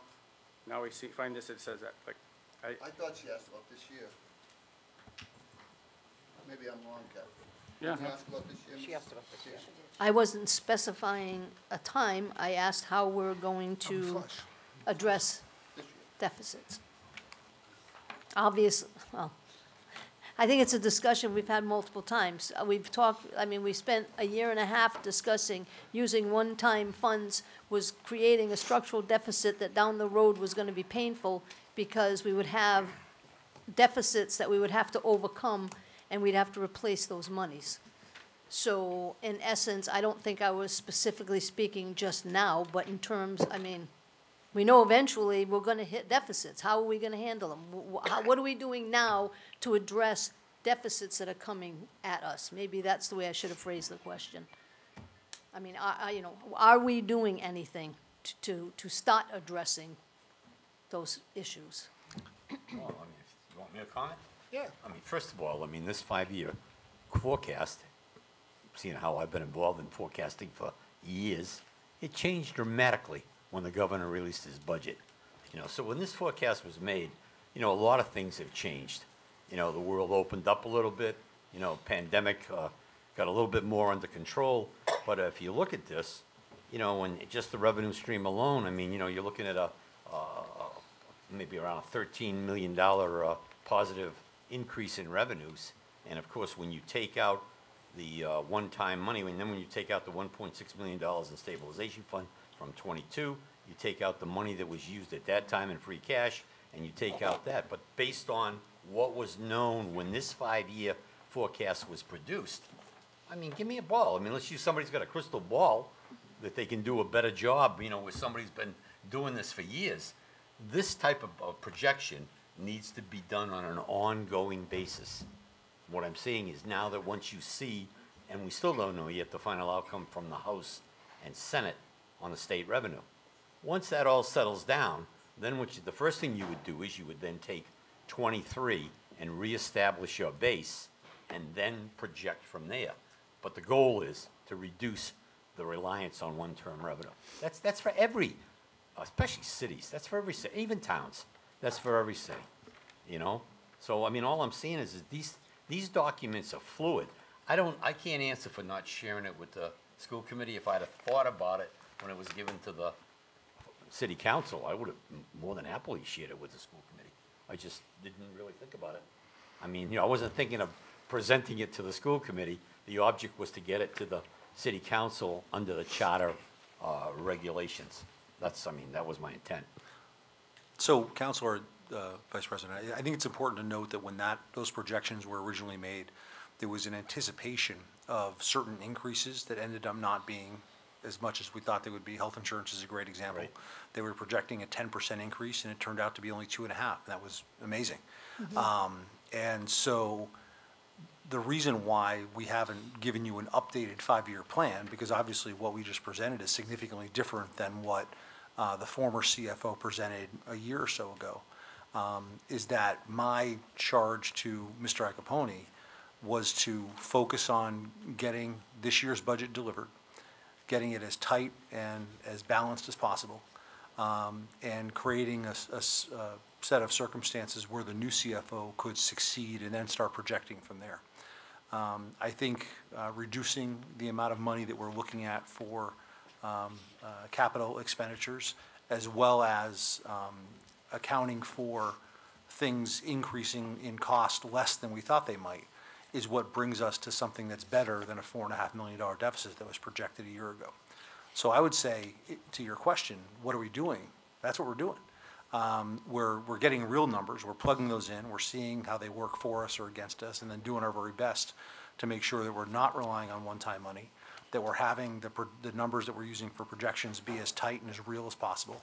And we're going to continue doing that as much as we can. And we have a really dynamic CFO who's going to overlap, not just take over, but overlap for Mr. Iacopone, and hopefully continue this so that what the council's seeing are real numbers, numbers that you can rely on more than something that turns out to have been several $1 million off. So. Okay, thank you. With that, I yield. Thank you. Anything further from the council? Mr. Aguirre? May I just ask another question? Mr. Iacopone, I agree with what you said. I don't disagree with what you said. I don't want you to take any offense. The only difference, when I looked at the document that said January, the part that got me was the parts in there that were related to the school department. So those parts should have been talked about with the superintendent. I agree. As we go forward with the whole school committee, so we can know what that's what got me about that 5-year forecast. Now, this meeting, in my opinion, in April, we all should have gotten, you're saying the numbers are much different than in January. My opinion is we should have got at least a 1 or 2 pager on now updating the new 5-year forecast. Some sort of slide that says, things have changed since the last one, here's where we're at, this is what we're looking at. It would give us all more confidence if we had something like that to say, the numbers have changed a slight bit. But if we don't have that, I can only go by what I see and what I watch from home. And what I saw was that document back then, all this other info. So my suggestion would be that sooner than later, get a 1 or 2 pages to everybody to say, here's where they're changing, the numbers are looking in a decent direction. Why I gave you grief about that, where did you come up with the 2.2, 50%? Because it shouldn't just be a 50, like a guess, like we flip a coin and say, you know, it should be, this is what we can afford based on the information we get in the projection. It might have been 5 million, it might have been no million. It might have had to do with something like, if we want to pay for the diamond, we need to keep this, that, you know, so that's all I was asking. I wasn't trying to diminish what you're working on. I'm sure you're working hard, but the more info we have, the better off we can support it. And I think when you look at the school committee to try to give our ESSA funds, we have to have a picture of what are you facing. If you tell me you're flush, I'm going to tell you then you don't need our $2 million in money. If you tell me the honest story about we're facing potential large deficits and the like, whatever, it makes our vote a lot easier to say, maybe we'll help you with this because we're not going to give away school committee funds if you're flush. That's what I'm saying. But my last question was, do you know how much the 2.5% is going to yield for the, so if we raise taxes to just a 2.5%, does it yield 3-point-something million, 3.5 million, whatever? Because I think what will end up happening if you, to Councilor Dion's question about where is it, what is it going to look like? Let's just suppose that 2.5% increase equaled 2.2 million. It doesn't, but let's just say it did. So then the people would know my increase on my taxes for the debt exclusion is 2.5. So there's like a percentage you can look at to say 2.5% yields the city 3-point-something million. Then you get the percentage and you'd say my debt exclusion pot was 1.7 or something along those lines. So you don't, if you don't have it, so be it. But I think that's a valid number to just give everybody. I had it in my head, but it went out. Whatever it is in the future, just I think it'll help us. Excuse me, for fiscal let's see where the hell I'm at here. Okay, for fiscal '23, if you increase the base by 2.5%, you're looking at about 2.9 million, just a little under $3 million. Yep. So you could take that number and then say, what is the 2.5 or Right, and for the that- thing, and then it's like 2%. And you take the new growth, and that's really what's gonna help the city, but in getting help from the school committee, what it's gonna do is it's gonna help the city this year to get, to plan for '24 and '25 about the one-time money. In other words, with some help on transportation. It's complicated to spell it out and reduce it to some smaller Yeah, frames, but you're right but- about the but I think five-year you plan being also- updated. I also think you gotta be honest and say that you're leaving $2.5 million in that people voted for their taxes for the debt exclusion. So I get the idea of giving a benefit, but you're leaving it's like when you don't raise taxes and it compounds. So just, all I'm asking for is to show us everything, and I'd be more than willing to look at anything the mayor presents as far as trying for us to help. Thank you, I yield. Thank you. Mayor Coogan, could you make sure that the school committee and city council get an updated 5-year forecast, please? I'm sorry, what? They want an updated 5-year forecast. Oh, yeah, I have no problem with that. What I'll do is I'll plug in, I'm sorry, Madam Email it President. to Deb, and I'll email it to Deb. Deb. To the council and the school committee, please. Thank you. Whatever. Councilman C2, Council Also, Camara? going forward, I think the school committee should just, maybe to the secretary or to the superintendent, just give them a copy of the 5-year plan. We have our meeting back then, and they can, it's public, they can get a hold of it, but Yeah. just we'll send them a copy, like we sent it to the library and everyone else that needs to have, so that the public Yeah. can view it. Time was Just really send one to them, pressing. it's I fine. mean, when we I'm were all for it. meeting the charter requirements, I only work part-time. I just want to caution them, like I said earlier, what we're going to give you, the 5-year forecast, is basically another draft. Right, It's that's gonna right. change. That's all it is. So, I mean, I looked at that, and at the meeting we had, and I don't know if Council Dan probably wasn't here, but I said, this is gonna change. It's impossible to go out 5 years and forecast accurately, because the numbers do change. They change periodically, and so you can have it. I don't give it much attention, because it's gonna change significantly. And when we get closer to the dates of when everything comes through, what the state is actually gonna give us, or what we're gonna increase, and what the property value is actually gonna be when they do the revalve, then I say, now we have more numbers that are more concrete, we get a lot better to work with, rather than getting a 5-year forecast that's gonna change significantly, as it just did. I like the council president's idea of asking them to do it because it's Correct, going no, to no, be better that's than what I it said, was. we'll give it to you, but I'm just That's saying, all. don't give it I much think that's credence if it I changes. appreciate the You- council president saying Yeah. that it's a valid thing and that- Superintendent, I'm not saying we don't give it to you, I'm saying we'll give it to you, but just don't take those numbers as concrete numbers. They will change significantly Yeah. as we get them, and I but said, the okay, ones it's he's going to change. give us next week At is least going to they're be gonna better be than the to one now. in That's January. Correct, I'm talking about going forward next year, when we Yeah. give you the initial 5-year forecast, you know, and like we get them, Yep. they will change. But I think you should have them, I think you should share them, sure. I don't want to keep anything from you, you can have them, we don't even have executive session yet, because we want to be that transparent. So I'm willing to give you everything, as all my colleagues are. You can have all that information, just my only caution is, it's a draft, it will change. With Thank you, that, I yield. Council. Mr. Aguirre? Are you What all is it? set? Are you all set? Oh, yeah, sorry, I yield. Yeah, thanks. Anything further from the council or the school committee on the city presentation? Thank you, gentlemen. Thank you, guys. Take a 2-minute recess while the school committee gets set up.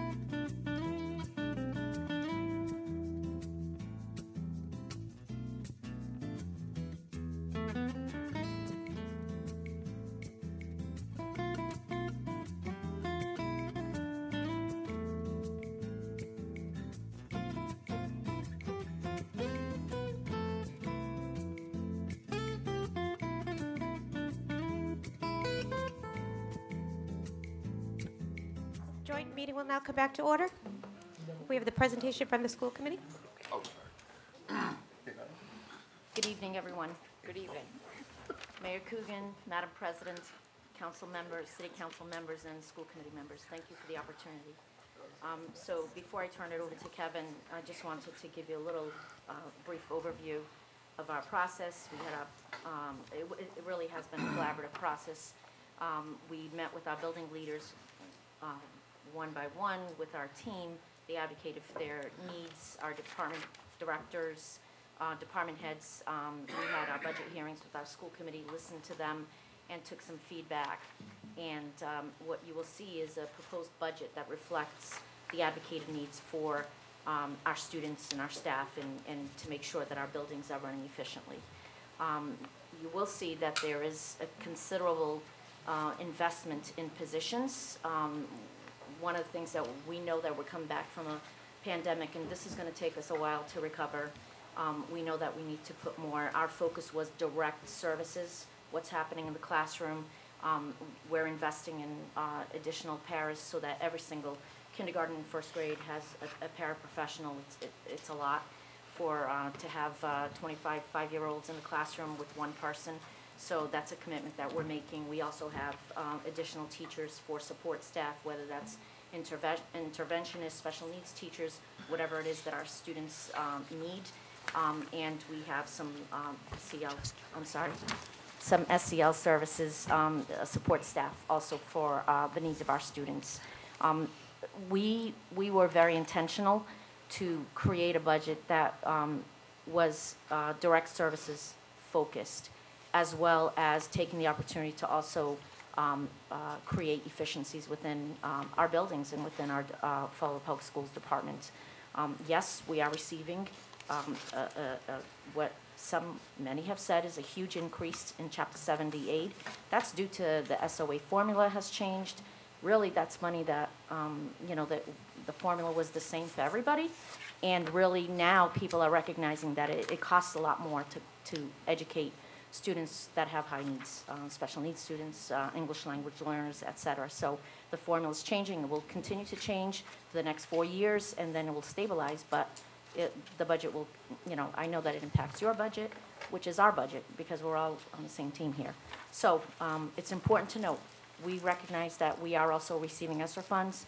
We are advocating for 100% net school spending, which is the minimum that we are, that is required, right? And Kevin will go through each of those pieces, but it really has been a process that really has been focused on our students and our staff and our buildings, so that we create a high-performing district. Because if we're going to try to get people into the city, the first thing they're going to look at is schools. And, it will pay off. We just need to invest in our students and our schools. So, Kevin? Good evening, everybody. Good evening. Thank you for having me here tonight. So Maria already touched upon the Student Opportunity Act. We're all very well aware of it. The Student Opportunity Act recognizes that it costs more to educate students with high needs, specifically in the areas of special education, English language learners, the costs associated with fringe benefits with health insurance, and the low-income population. So those factors factored into the increase with the Student Opportunity Act. And so specifically with the low-income factor, in this past year, we actually went from subgroup 11 to subgroup 12, which is the highest foundation rate that we can receive for a low-income student. And so I just put the slide up there. All the state agencies have kind of caught up, so they're actually capturing the low-income students. Years ago, when we started to capture the number of students, it was kind of a mesh of getting all the numbers together. And so we're at a point now where out of our 12,000 kids, when you factor in the charter schools, that nearly 9,000 of our students are low-income students. So we get a huge amount of money from that category specifically. So this slide is representative of the past 5 years, and it gives you a representation of what this year, through the governor's budget, what the Chapter 70 amount is. As you can see, the Chapter 70 amount in the governor's budget is just over $168 million, which is $23.2 million more than this year, or a 16% increase in Chapter 70. That increase is due to a couple different factors, but, you know, the two big points are, we actually have an increase of 209 kids in our foundation formula from last year, because we had seen the drop last year. In addition to that, inflation went up about 4.5%, which is one of the biggest inflation increases we've seen in the time that I've actually been here, so.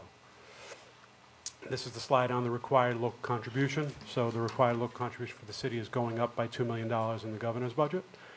This year in 2022, it's $34.2 million. It's projected to be $36.3 million in 2023. So again, this slide just shows you dating back to 2018, shows you where we started and where we are now. Net school spending. So in the FY23 governor's budget, net school spending is just under $205 million. As you can see, it's come a long way from the $140 million where we were in 2018. So almost $65 million increase in 6 years. 25.2 million more than in 2022, or a 14.1% increase. Just a quick, the city and the schools have an indirect cost agreement where they agree to the costs that are funded on the city side that get reported on the end of the year report, and just all that is documented in an agreement. And so anytime there's a dispute, with any costs, that can be worked out by both parties, or you can get the DESC involved if needed to, as we did in the past. So this slide here provides you what the costs are that are eligible for net school spending, that are included in the indirect cost agreement, that get reported in the end of the year report. The big ones are the health and life insurance, the Fall River retirement system, and the next biggest one is the charter school and the assessments. Those are the big items that get reported. These costs here are the costs that are ineligible, that are city costs that get reported. So the long-term debt, principal and interest, the bond anticipation notes, school crossing guards, the regional school assessments for Diamond and Bristol Aggie, purchase of landing buildings and equipment over $150,000. Transportation. So this is just a rundown of the last 6 years of transportation and what we've paid over the last 4 years. So last year was at $8 million. So that was one of the pandemic years. This year we're currently at $7.5 million, projected to spend $10.7 million this year. And again, transportation is not eligible for net school spending. It gets reported as a cost, but it's not eligible. Health insurance. So health insurance over the last 6 years has been very, very stable on the school side. It's ranged as high as $22.4 million last year to as low as $20.9 million in fiscal year 2019. This is just a slide on where we wound up in each year in meeting the net school spending requirement. So for FY21, when the state provided us with their report, we were $3.2 million short. Just of note, of that, $1.8 million was associated with prepaid tuitions. That's a cost that will get recognized in FY22. But that is money that you guys truly gave us that we used towards that. So what's left over for 21 was the $1.4 million, which Mr. Iacopone referenced tonight will be coming down to you next week, hopefully for your approval. So this is just Mass General Law, Chapter 71, Section 68. So it is the responsibility of the city to maintain our schools, the transportation of children, and the school committee representation. So I just referenced that just so that you can see. So over the last several years, we have actually funded some major capital investments over on our side to help and offset the city, and the school committee has been instrumental in helping in that effort. So this is just the slide talking about the $1.4 million that's coming down. So this slide provides you with just a breakdown of some of the items that that with the school committee vote that we've taken on over the last couple of years. So as you can see, the Durfee Fieldhouse facade for $1.1 million, the Talbot drainage and parking lot for just over $1 million, the Pace building, the new electrical service that we put in there for $572,000. Pace building, chiller relocation, and pump installation for $420,000. The construction of the egress road over at Henry Lord, and the Durfee cafeteria equipment for $245,000. So as you can see, we've made some major investments over on the school side to help the city here. In addition to that, through our ESSER funds, we have we have set aside significant funding to address HVAC needs across all of our schools. And we're going to do a big window project over at Henry Lord, as they do for windows. So this is the slide on our ESSER funds. So our 3 ESSER allocations total $61.3 million. The ESSER 3, which is the last grant, the most recent grant that we just got approved for, will sunset in September of 2024. So I project that we are going to spend down the ESSER 1 grant by the end of the year. We have already begun spending the ESSER 2 grants and are in process of spending the ESSER 3 grants. So things that we've spent the grants on to date are monies associated with COVID to the private schools. We've spent money on nurses associated with COVID rooms while we had COVID going. We've spent a lot of money on technology. We funded to date $1 million in transportation, that a vote that the school committee had taken through ESSER. We've had to add to some specific special ed programming needs through there. We're doing pre-K expansion, and as I've already discussed, HVAC needs to the schools. So for FY23, the budget that we are proposing to you, our school operating budget, is $141,857,792. As the superintendent mentioned, it is 100% of net school spending, no dollar more than that. Our transportation budget that we're moving forward with is $11 million. So with this budget, we have a listing here for all the new positions that are going to the budget. And as you can see, it is a lot of positions, but it's very, very student-focused, student-driven. There's 165 new positions through the operating budget, 9 positions through the ESSER grant. 66 of those are paras, which the superintendent referenced, mostly paras to address the K through 1 needs, also addressing pre-K needs to get 2 pre-K paras in every single classroom. In addition to that, every single one of our sub-separate special education classrooms will have 2 paras in every single one of those classrooms, and various other needs that we have up here. So with that, we'll open it up to questions.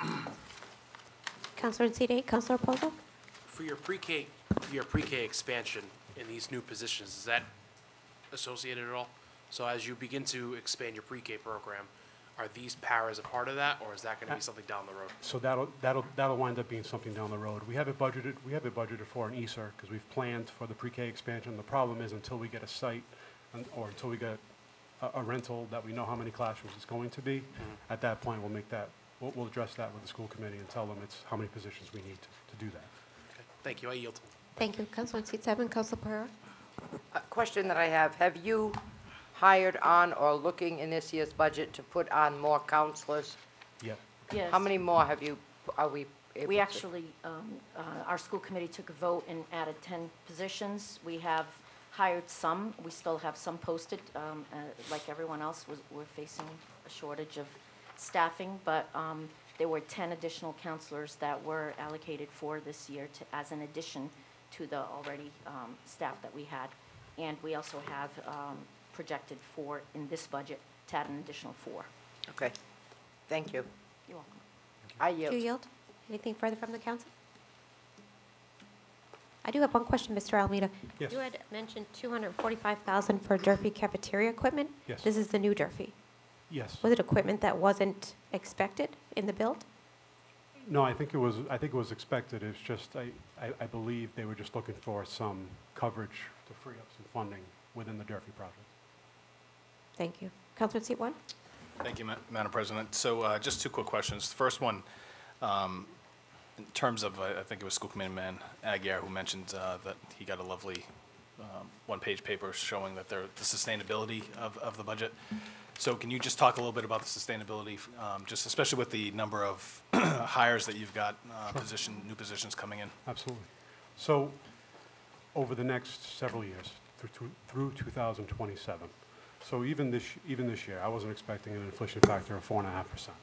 But with that said, we will stay stable with our number of students, if not increase. I'm hoping because of Durfee, we saw an increase in Durfee this year, and I do expect to see it increase, over time. But in addition to that, we're going to see at a minimum a $10 million increase a year for the next, through 2027. And we're to a point now where we feel pretty comfortable with our staffing. Any additional position needs that may arise from here on out are going to be few and far between.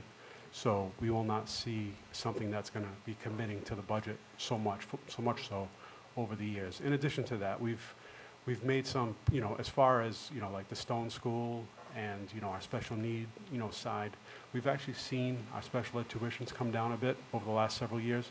And a lot of it's to do with that we've been taking a lot of those kids and putting them at Stone. In addition to the Stone piece, we've started to generate some money through the Stone School. So we've actually, we're reporting to the school committee on Monday, our next quarterly report.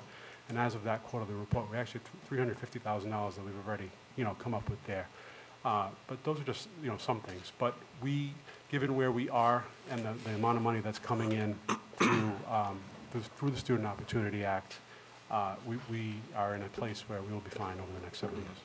And I guess my biggest concern, obviously, is as, Chapter 70 monies increase and as school spending costs increase, so do the local contributions. So in terms of that, and I think that's where the whole sustainability on the city side comes into play. And I'll be interested to see the updated, 5-year forecast to see how that kind of impacts. But are you having conversations and are you in communication with the, I guess, the administration, city's administration in terms of what your projections are looking like in terms of enrollment and projected increases in Chapter 70s? Absolutely. Okay. Yep. And then can you just speak a little bit about the one cost center that the school committee, or maybe the school committee can speak to, just approving one cost center. I as one counselor take significant exception to the fact that you're approving a bottom line. I mean, essentially that's what the city council does, right? The city council appropriates funding at a bottom line. We anticipate and expect that the, those folks that are in charge of the jurisdiction over there, which is the school committee, would be looking at various cost centers and not just one bottom line. So what I'll say is this: we provide we provide the school committee with a budget that breaks it all out, and I'm not going to, the school committee ultimately votes on the current policy, votes on the bottom line, but all the information's there. Our policies, our policy that I've always used since I've been there is very, very strict. It's all line item based. It's all, done to the letter of the law, to the letter of my ethical law. Mm-hmm. It's done that way. But we are actually moving the policy forward Monday night that states that going forward, that everything is going to be cost center based. Okay. And we are going to work on something for FY23 after this budget process is over. That's going to be something that's sufficient for the school committee to have a cost center based budget going forward and develop that going forward. Perfect. I appreciate that. With that, I yield. Thank you, Counselor. Counselor in seat 2, Counselor Camara. Thank you, Madam President. Just real quick, I know transportation, you guys are north now of $11 million. Has there been any discussion, and not that I'm a fan of it, but I'm just curious, are we talking maybe at some point, at what point do we try to bring this in-house? I know, have you had any discussions on whether or not we should try to bring this in-house at all, or with the city at all, to see if... I'll just give my opinion on it. My opinion is, I don't know that we want to get into the bus business, and I say that because I've seen over the years, since I've been here, most cities and towns that were in the bus business are not in the bus business anymore. I'm not saying I disagree with you. So I just want to make sure, and at some point, someone's going to say, okay, we're at over $15 million. At what time do we?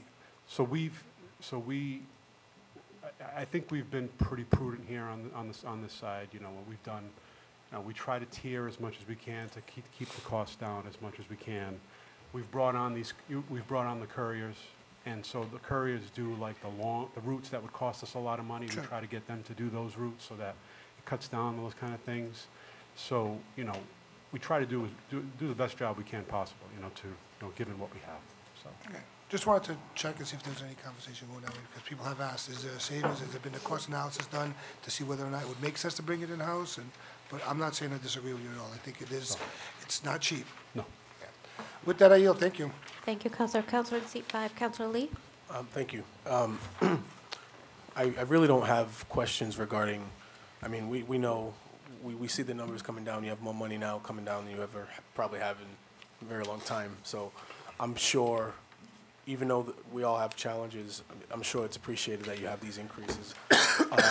I wanted to, I asked this the last time I was here too, is the extra spending or the extra funding that you're getting, and I believe you said something to the tune of you're taking a more direct service approach. And I just needed to know, I guess I need to know, what exactly does that look like? Because what I care about now at this point is, now that you have the funding, what metrics, what specific, goals do you come into the budget season looking to improve, so that way we can tangibly see that this increasing in funding is actually, helping the kids that we're trying to, serve. Ultimately, though, what was a challenge prior to the increases, and what have you seen that's been improved since the increases? Well, I think that when I say direct services, we're talking about what's happening in the classroom. How do we support our teachers? How do we support our students? We've also made investments in curriculum and instruction. Everybody in this room, school committee as well as city council, everybody deserves to see that their money is being well spent and that we're getting something out of it. The tangible is going to be we have an achievement gap. No one can argue that, right? So we have to make sure that we prepare our staff through professional development. We give them the resources that they need. We equip them with the support in the class with paraprofessionals, whether it's, additional counseling, whatever it is, to support students and help them get them ready to learn. And then teachers can do their job, and we will see results in the data. So, like retainability and turnover, have those numbers improved, over time, or do you anticipate that they will? Yeah, this is not a good year to ask that question because we're all struggling with staffing, right? There's a shortage everywhere. Certainly retention is something that we're working on, recruitment and retention. We have to make sure that we support those people that we're hiring, preparing them. I think that this has been I've been at this for a long, long time, and this has been probably the hardest year that we've ever seen. I think everybody thought, we're going to take off the masks, we're going to come back in person, and we're going to be back to normal. It's so hard. So statistically, metrically wise, you temper your expectations a little when you see these challenges coming. No, correct? absolutely, Okay. So absolutely. now that we're sort of moving into a better direction, pandemic-wise, I'm guessing you anticipate to see improvements in some of these areas, I'm assuming. Absolutely. Okay. Absolutely. All right. So budget to budget, you have these challenges that come year to year. What specifically do you see as right now, upcoming, you see the biggest challenges? I believe transportation debate is going to be a big one, but what do you see as something that you see funding is going to definitely help improve, that we can put our finger on real quick? Well, I think that I would say that for many, many years, Fall River Public Schools has struggled to attain 100% net school spending. We've nickel and dimed everything. We're so used to doing without, right? Yep. And with all this additional funding, we're actually able to hopefully reduce class size, hopefully put more people in the classrooms, in schools to support what's happening in each building.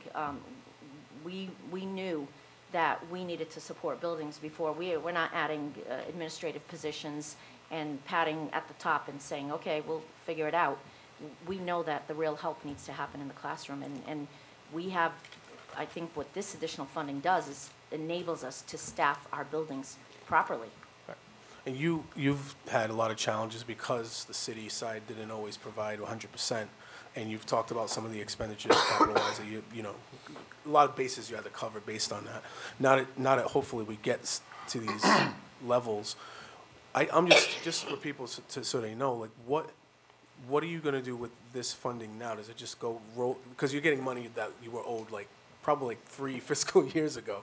So what do you do with it now? What is it? Does it just go into something that? So the problem with getting the money so late in the year, and and we understand, we get it, is that you keep, first of all, you don't want to build it, you don't want to structurally hurt the city. So you want to do something that's one time. So in most cases with the money, we've used it on to do these capital items that I just talked about previously. So that does two things. One, it relieves the city having to cover it later, and two, it keeps our buildings current and keeps the stuff that we have in place. And less expenditure from the other side. And the other issue is if we were to have it up front, we could plan more accordingly for it and use it more wisely.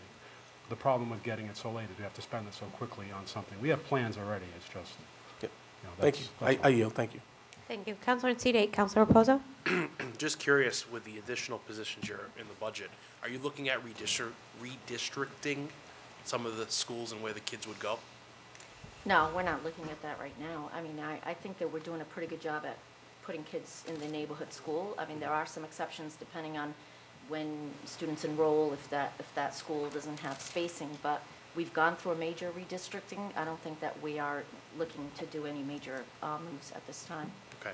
So I'm just curious, when I look at 66 paras, 51 teachers, I'm assuming there's a general plan of where they would go. And Right. what schools and what have bigger needs. Well, up until now, first grade doesn't have any paras across the city. So we want to, that's one of our huge investments, is to put a para in every first grade class across the city. And kindergarten, we had some kindergarten classes with a para, and in some schools, they shared a para if they have between two classes. And we are committing ourselves to saying we are going to have a para in every single kindergarten, full-time para, every single first grade, a full-time para. In addition to that, we also have the pre-K paras that we're adding, as well as, you know, you might have an inclusion classroom, you need a full-time para, et cetera. So that's an investment it's going to be district-wide. Thank you. I yield. Thank you. Counselor in seat 3, Counselor Vice President? I'm actually going to ask a question for a constituent. I received a phone call last night, and I told the person I can't answer the question. I have no jurisdiction over the school department. I have nothing to do with their budget, other than, obviously, on the city side, we approve the funding. What this individual was very concerned with was, A, paraprofessionals, which I'm really happy to hear that you're going to have a lot more in the classrooms, because that is very important. Their concern was, apparently they go through your budget quite well. Why under facilities was another assistant director hired at $75,000, but paras don't get raises? I don't know how much I'm expecting you to address that, but when you talk about everybody has a right to know where the money's spent, how, that's when I made the decision. I want to bring forward what constituents are thinking, what they want to know, and you know, make people aware that they actually are going through your budget and seeing the different line items. Yep, and we are in the process of negotiating with all of our units, including the paraprofessionals. I'll be the first to admit that, you know, they work hard. They work hard and they deserve more. Very, very hard. Thank you. With that, I yield. Thank you. Anything further from the council? Anything? Nope. Anything from the school committee? Mr. Aguirre? Mr. Almeida, could you just clarify the net school spending compliance slide Sure. where it shows 3.2 million? Yes. And I think this is the case, but correct me if I'm wrong. Go ahead.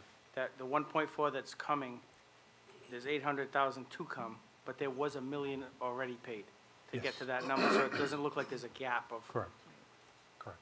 So I didn't include FY '22 in here, just because it's the budget year that we're currently in.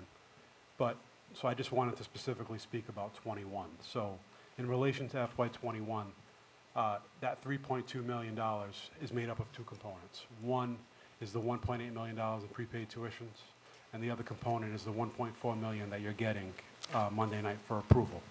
So with those two items, with that item, we'll meet our '21 target.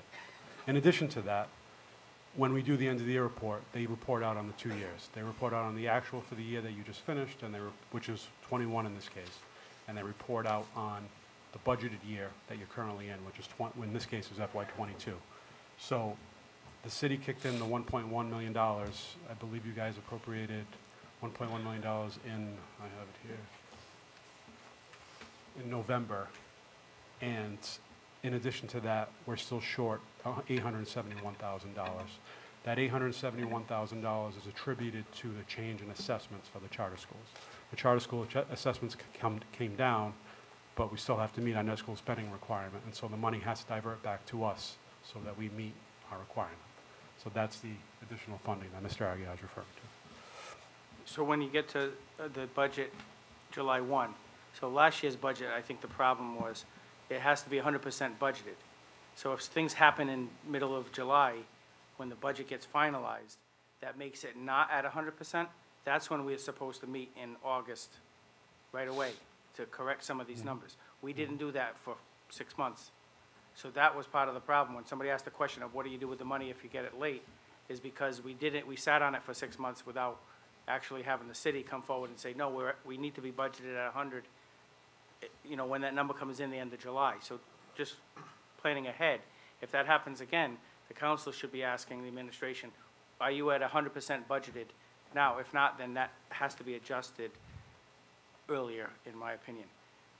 At one of the meetings, we talked about what do we do with the money? And I was an advocate with the school committee, trying to let people know that we have big expenses at the field, the new fields at Durfee. There was a couple $1 million there. You all had afforded us a bond for the baseball field, but it doesn't take care of the rest of the properties.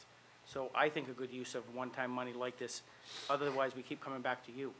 So this is a good thing that the school committee and administration have worked to say, we're gonna spend some of this money, so we're not just taking, asking you to pay.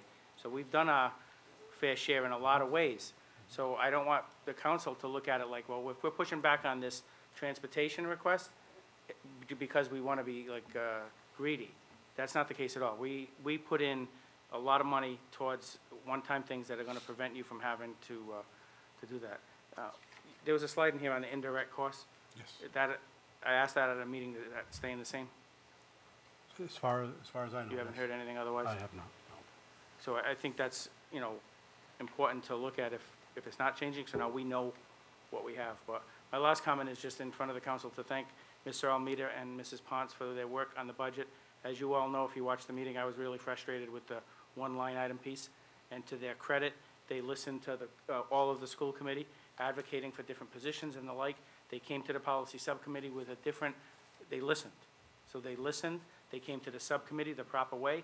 They're gonna have a different policy before the full committee. So that's how I think it worked. We worked together. They actually listened. So I wanna give kudos to Mrs. Ponce for listening, and everyone's asking about what are we doing with the money? They have good plans. We're working on things, and Mrs. Ponce will be the first one to tell you, last year or 2 years ago, we sat over there and said, we're doing great and everything else, and there was an argument about whether the scores are flat. Superintendent Ponce understands and owns the fact that we are not doing very well on certain things. And she's gonna bust her butt along with her people and hold people accountable to get those results. So I really am impressed by her work, the budget, and I thank you for your support. With that, I yield. Thank you. Ms. Roderick? So I guess I'm going to just reiterate what Mr. Aguirre just said.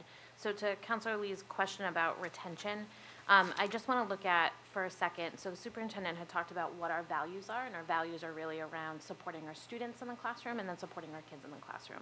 And I think those added positions, the fact that a majority of them are really direct care for the kids, so that way the teachers can get back to doing what they do best, is reflective of all of that. Retention, though, like the issues that we have with retention are definitely not limited to this district, nor is it limited to districts like ours. And I want to reiterate that because I think sometimes people hear, oh, you have such a retention issue in Fall River, nobody wants to work in Fall River. That's not the case. So the more recent numbers, and Councilor Raposa can probably attest to this, are showing that about 51% of teachers across the country are not returning. They're not coming back to this. So when we're talking about retention, this is a nationwide issue. This isn't just a Fall River issue. But I think we've got folks in place that are really invested in creating a culture where people do want to be here. And so I just want to, again, give some testimony If you don't mind, I just wanted to say I wasn't making it I know you look like a weren't. Fall River issue No. only. I was just asking what were we looking for to improve with our funding, that's all. Nope, and I know you weren't. I was just expanding on that it's not just a Fall River thing. And I do think that we have people in place that are really focused on making sure that the kids in our classrooms get the support that they need, and that the teachers are getting what they need so they can actually teach. Right, so I just want to stress that I think we've got a group of people that are really trying to do what's in the best interest of our kids and what's in the best interest of our community. And with that, I yield. Thank you. Anything, Mr. Raposo? Councilor Raposo? Yeah, I'll echo that. I'm an educator sitting in this room, so you and I talk the same lingo. It's definitely, like Mrs. Roderick said, it's focused on the kids, and that's what it needs to be. As a principal myself, I look at this and say, that's the hands on deck. It's the teachers, it's the paras, it's the support staff that are in there helping those kids. And at the end of the day, they're all our kids. So I echo what Mr. Aguirre said, Mr. Roderick said. Kudos to both of you. A job well done. Thank you. I yield. Thank you, Counselor. Anything further from the council? Anything further from the school committee? Madam Clerk, if you want to adjourn your meeting? Motion to adjourn. Second. Mr. Aguirre? Yes. Mr. Bailey? Mr. Hart? Yes. Ms. Larrabee? Ms. Ferrera? Yes. Ms. Roberts? Yes. Mayor Coogan? Motion to adjourn? Motion adjourned made by Counselor Reposo, seconded by Counselor Kadim. All those in favor? Aye. So voted.